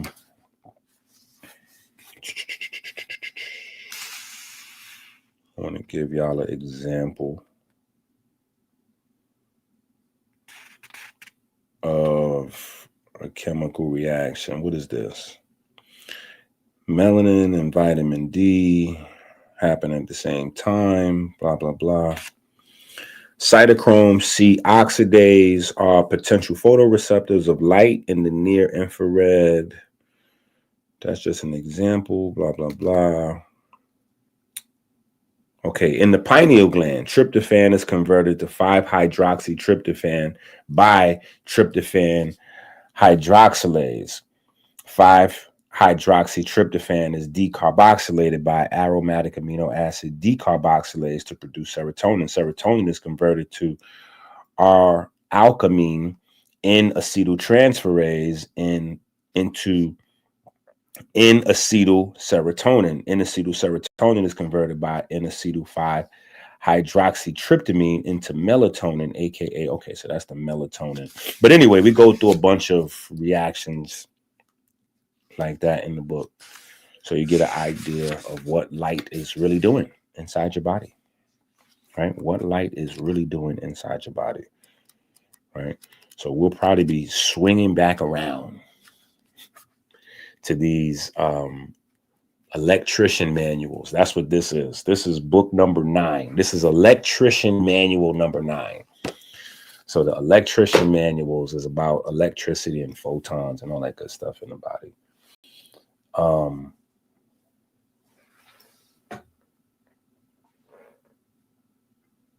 What's going on with my books on Amazon? Well, let's go to Amazon and see. I don't think anything's going on with the books on Amazon. Books on Amazon doing just fine. Let me see. Let's get us an Amazon.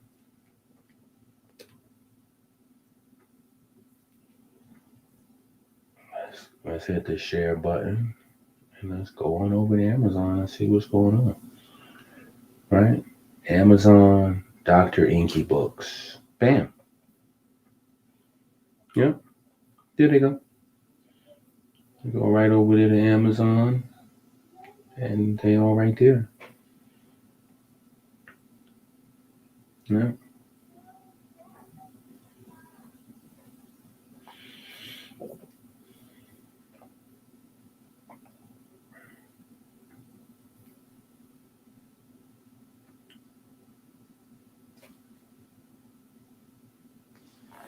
A lot of those metabolic pathways memorized? Absolutely not.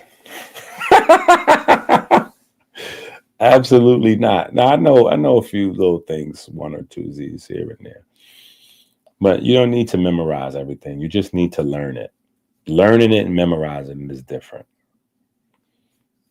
Yeah, learning and memorizing is different. That's why I told y'all will not be expected to have things like that memorized when you take the test. I will not be testing you guys for having things committed to memory. But I will be able to tell if you attempted to commit them to memory, because there's certain parts that you do need to have memorized, and you'll get it just from the general study. Yeah, you'll get it just from the general study. Yeah.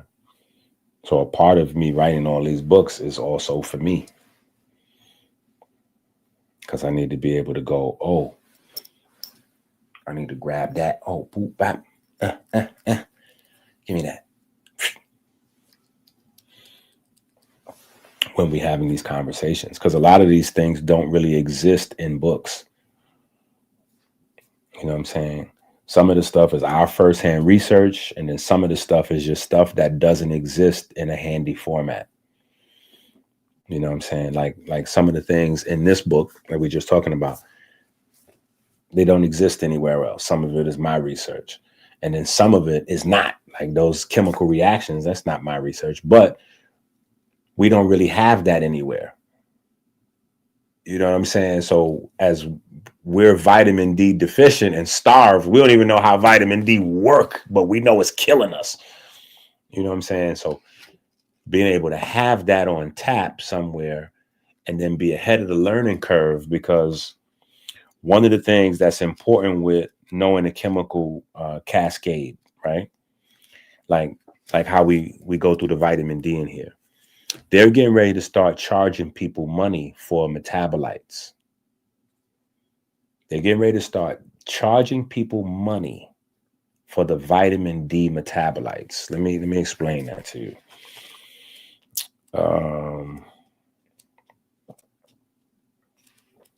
Where is that at? I just was looking at that page.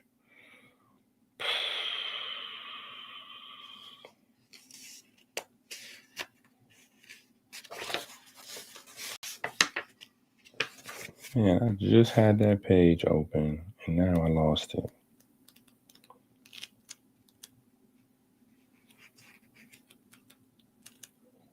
But they are definitely getting ready to start selling people this stuff. And it's right here on page 48. If you got the book, it's on page 48. right? On,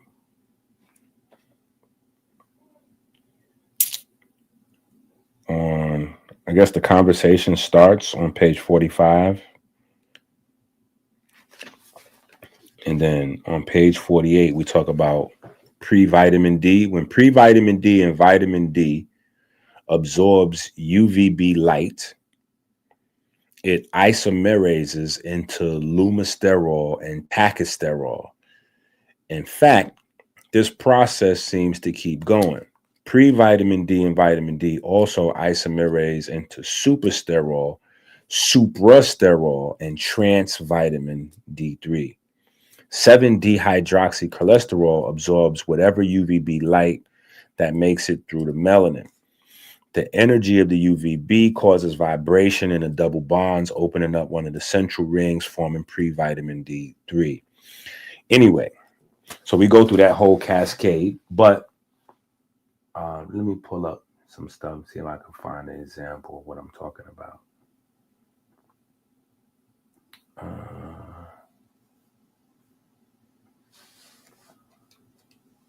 Okay, let's see. Are y'all with me? Oh, y'all are not. Okay. Now let's look up. Which one was it? I know it was something that was crazy. They was trying to charge $1 zillion. It might be lumasterol. Let me see. Lumasterol.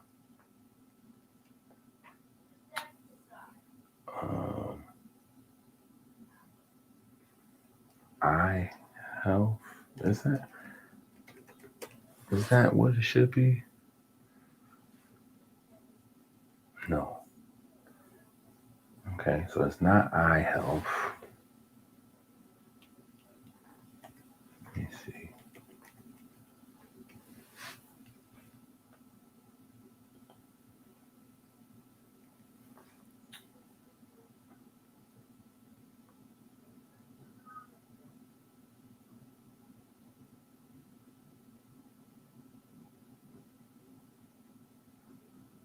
Okay, yeah. That's one of the things that I was looking at.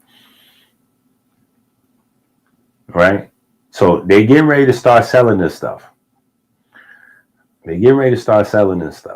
Now, mind you, these are things that your body can make on its own. Like you see right here, it says antiviral potential. Some research suggests lumasterol metabolites might be useful in antiviral therapies, potentially by interfering with the replication machinery of viruses like COVID. Right? And so the thing is, trying to figure out and map how all these things are produced in the body, because it's also a part of the intelligent design conversation, right? And I'll tell you how. In the Darwin world, right, your body has a lot of waste, right? It's not just vestigial organs, it's junk DNA, it's vestigial organs, it's chemicals that don't have a purpose. Like chemicals' whole purpose is an end product. So like, for instance, when you go through vitamin D, right, you have cholesterol, and then you have the sun, the sunlight hitting the cholesterol. Simplification, but sunlight hits the cholesterol. That cholesterol has to change like 10 or 20 times before it turns into the active vitamin D. So what the Darwinian-based universe, the evolved, the neo-Darwin, whatever, all of those things in between the cholesterol and the vitamin D are waste products. All of those are trash that your body is just making because it wants to make the vitamin D, right? Intelligent design universe. Let's investigate all those 20 things that your body made between cholesterol and vitamin D. Let's investigate those things, because those things may all have some other thing that they do. All those chemical byproducts, those chemical metabolites, all of those things may have some other thing that they do, right?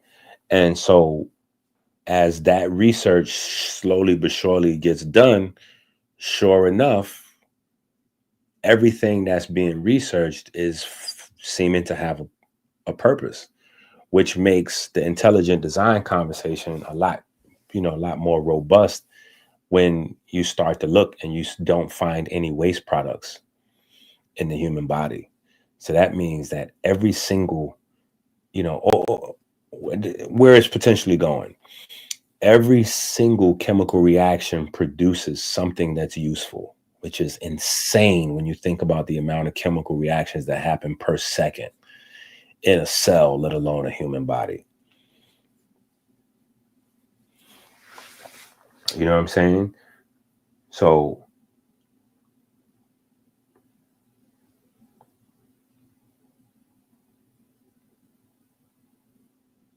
oh, you going to jail, Paul. You is going to jail. Okay, let me just let you know, buddy. You going to jail. You better not diagnose nothing or tell nobody you diagnosed nothing you ain't diagnosed. You going to jail, Paul. You just need to learn some chemical reactions so that you can have a better and greater understanding of the human body. Okay? If you don't learn nothing else from me, learn that. Learn to strike the words cure and diagnose from your vocabulary, or we will be sending you commissary. Period. Yeah, you cannot diagnose and cure anything, brother. You're just learning the body. That's all. You're just learning the body. And should you so happen to share some information with someone that's beneficial, that's all. Yeah. Exactly. I mean, you can do a lot of push-ups now. You might be all right. You might be well equipped.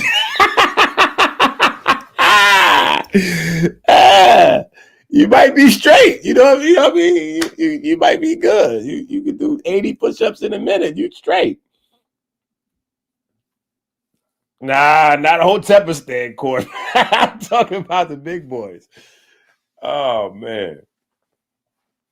Nah, but I think that I think that as we get deeper into these conversations, though, it's gonna be good. That's why I got a ragdoll Jabari on Monday. See what he's talking about. See what kind of trouble his arrogance has gotten him into. Yeah, I've got several degrees. All right. I got several degrees too.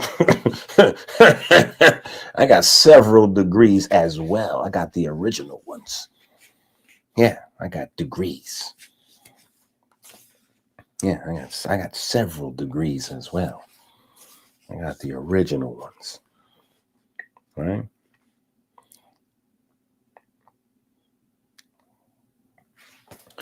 But yeah, when we go through the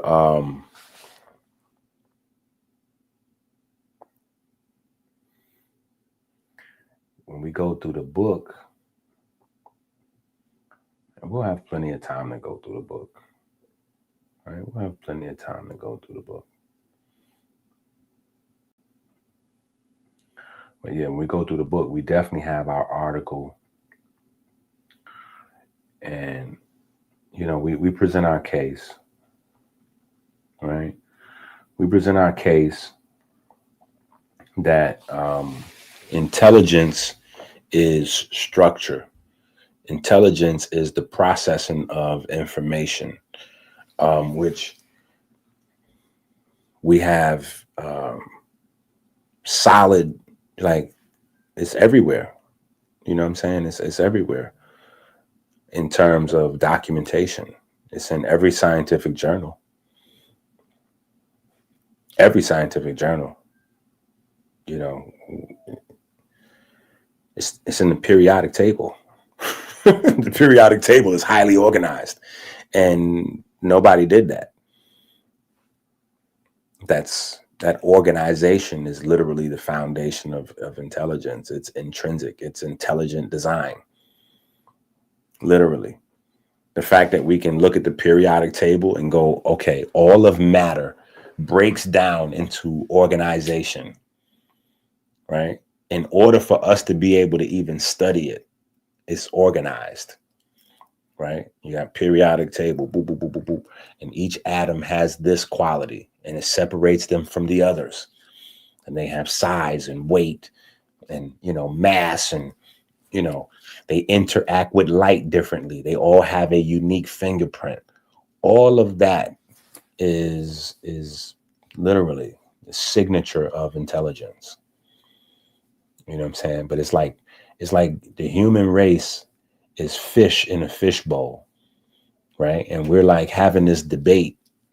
We're like fish in a fishbowl, and we're having a debate because there's say that there's 100 fish in a fish tank, right? And like 3 or 4 fish, they done figured out because they've been doing too much. They the ones they might be like from a neighborhood like the Bronx. They like bucking the system and pushing boundaries, and they all over the place. So in that, they get to see that there's because they done jumped out of the water a few times. Yeah, if you had fish, I've had fish when I was growing up. We had fish to fight. You know what I'm saying? We used to do that in my neighborhood. So you get vicious, strong fish, they'll jump out of the fish tank. You know what I'm saying? Then you gotta be careful how you get them because they could bite you. So we was like those fish. You know what I'm saying? So the fish jump out the fish tank. When you put them back in the fish tank, them fish might have just learned something. Yeah. And they might be trying to communicate that to the other fish, like, hold on. I'm not sure what this is right here, but this is something right here. And the other fish, like the 97, like the 97 other fish out of the 100, they're like, no, this. What are you talking about? There's no such thing as fluids. There's no such thing as water. What are you talking about? Where do you even get this water concept from? And they're like, yo, I'm telling you, there's something different about what's happening in here versus what's over there. And they're like, no, you're bugging. You're crazy. And technically you are crazy because it's 3 versus 97. So you're going against society's norms, which is a definition of crazy. Right up until it's not. Right. So we have to remember that all of the smart folks was initially first, thinking that you could make an airplane was crazy. Thinking you could make an efficient machine that would be better than horses was crazy. But now cars is, now we're finished with cars. We're ready to make the next version of cars. Right. We've had cars so long, we're done with cars. Right. We want to fly. We want to float. You know what I'm saying? But all of these inventions, radio, TV, all of this stuff was dreamed up by somebody that was crazy at some point. And it's just because they had a little glimpse into something that everybody else hadn't had a glimpse into yet. But that didn't mean it was, non-existent. They just had a glimpse. Going back to that early conversation with me and Mr. Lungs, extrasensory perception, or just being able to dreamier, or see more vivid, or hear with more acuity and clarity, that may allow you to have a vision, an idea, or ideal of the future that people may not be ready for. And that also is a part of how the griots used to teach with stories, because they would embed some concepts into the stories that were based on the principles they had at the time, but maybe not based on the technology they had at the time. So they would embed some ideas in the stories for the future generations. Yeah, you guys, here, take this and figure this out. Come up with it. You know what I'm saying? We think this is possible. Based on this and this and this, we think this is possible. So make this the norm. Go crazy. So when Job is like, hey, can you take the lightning and make the lightning come out all the way over there and say blah, blah, blah? Now we got cell phones. You know what I'm saying? Now that doesn't sound crazy, because that's literally what a cell phone does. Right? Just saying. I'm just saying. I'm just saying. All right. Yeah, I think we've been doing too much Jesus music though. The next study hall, we might have to get back to that uptown. We might have to get back to that uptown music. Yeah, I forgot all about the uptown playlist until I put this in the uptown playlist. I was like, yo, the uptown playlist is crazy. I love Dr. Inky. Work out on the block. Work out on the block. Work out. Work out on the block. On the block. Work out on the block. On the block. Work out. Work out on the block. On the block. Yeah. We got a new plug. Wages is pages. Books like bricks stacking knowledge in stages. Building pyramids. Blueprints contagious. Ancestors whisper. Pen marks their ages. Way state to state. Freight move like a cadence. Truck full of scrolls. Highways my fragrance. Knowledge flowing. Dopamine high. Flood the streets again. Watch minds multiply.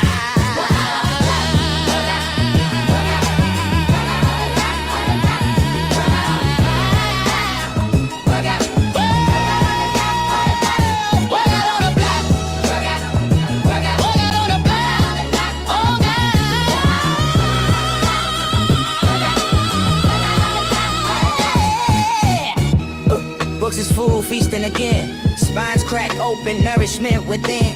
Flipping through a chapter, the grind never thin.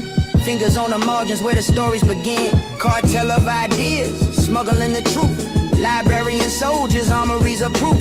Vitamin song, each bar is a boost. A harvest of the mind, roots in the youth. I love Dr. Inky. Work out on the block. Work out on the block. Work out on the block. Work out on the block. Work out on the block. We got a new plug. Wages is pages. Turn paper to power. My soul through the ages. Books like bricks stacking pyramids tight. Foundation of the struggle, building heights out of sight. Way state to state, freight moving like a dream. Bibles in the backpacks, knowledge for the team. Come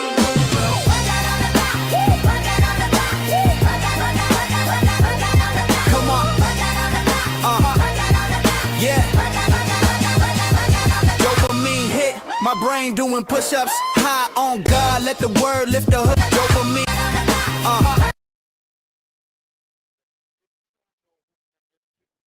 If you don't know who's in this picture, that's why you need to get some books.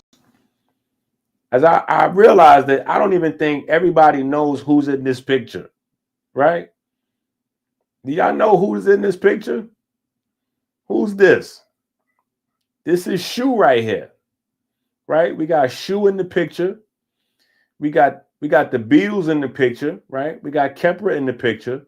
And then who is this right here? Who is this right here? We got Jehudi and Shashat, right? We got Jehudi and Shashat in the picture. So yeah, we got the Netcheru right in the building, man. I told y'all, stop saying nigga and start saying Netcher. Yeah, we got the Netchers in the building right there, man. Y'all don't even know what y'all looking at, man. That's what I'm saying, man. We ahead of our time over here out here in these streets, man. We ahead of our time out here in these streets, man. That's why y'all gotta stop saying nigga and start saying Netcher, right?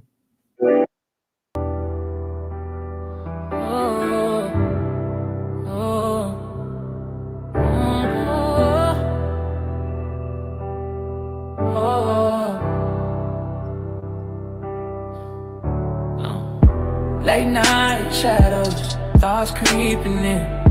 Mirror talk, reflections where I've been. The way to words, history in my skin. Break the chain, let a new life begin. CT Fletcher, in the gym of my mind. I command you to grow, leave the past behind. Stack greens, build dreams, stay aligned. Pages turning, money off, books I design. Stop saying nigga, start saying nigga. We get better. CT Fletcher, still yourself. CT Fletcher, I command you to grow. CT Fletcher, oh. Kale in the blender Wisdom on the plate, fuel the temple, elevate the state, write the scripts, pen sharper than fate. From the struggle to the stars, recalibrate, power in the tongue, so watch what you speak. Roots in the soil, but I'm reaching the peak. Legacy in motion, every word unique. From the block to the boardroom, technique. Stop saying nigga, stop saying that we get better. CT Fletcher, you're still yourself. CT Fletcher, I command you to grow. CT Fletcher.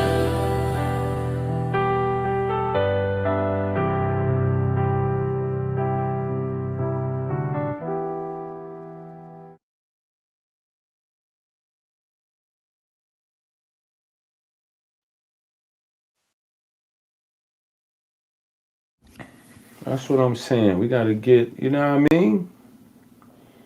We got to get on that level. You know what I'm saying?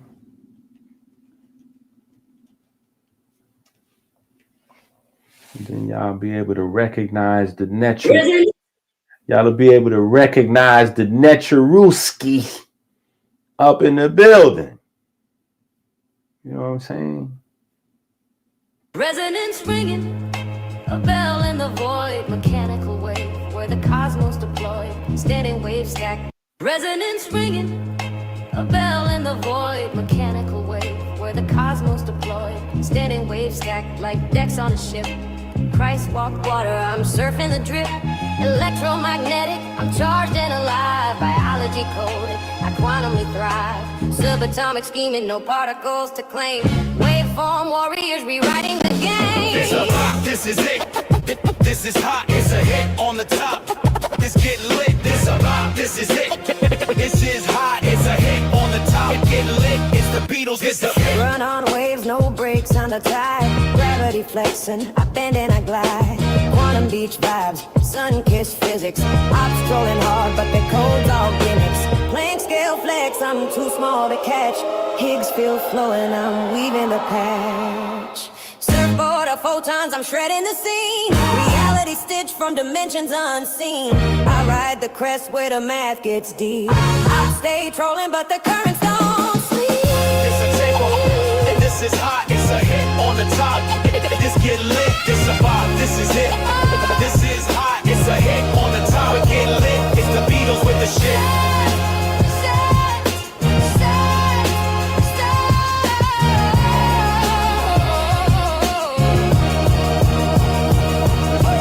Cash App. Hit the Cash App, and if you don't have the book, go to Amazon right now. Add this book to your cart and check out. Go to Amazon. See that? Hold up. We got the Netchers in the building right there. Look.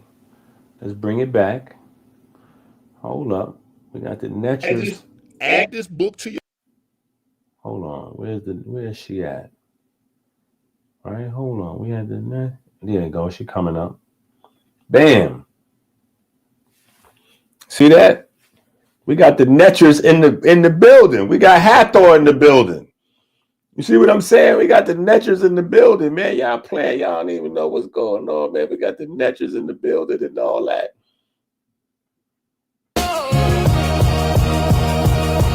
Hit the Cash App. Hit the Cash App. And if you don't have the book, go to Amazon right now. Add this book to your cart and check out. Go to Amazon now. Add this book to your cart. Tika, post this in the chat. If you don't have this book, go to Amazon right now. Add this to your cart and then check out. And then when you get the book, read the book.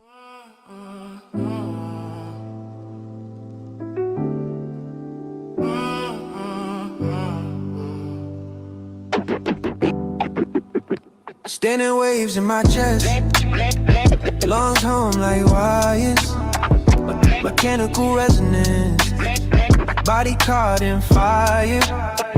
Christ on the corner, light bands at his feet, electromagnetic halos in the quantum streets, subatomic dreams, sleepwalking through beams, particles collide, break apart at the seams, biology electric, neurons spin loops, run on thoughts tangled, brains in cahoots. This about, this is it, this is hot, it's a hit. On the top, it get lit, it's the Beatles with the shit. Surfing waves of quantum beach, Sand don't sink, I'm strolling in the current there. Ships might blink, parallel path, time for dimension bends. Infinity's a spiral, no start, no end. Atom split, love feels nuclear in the dark. Half-life of a heartbreak, glows where it sparks. Toronto sky bruised, moon hangs low. Nights a piano, fingers hit the key slow. Humming, soft beat, box lungs fill the air.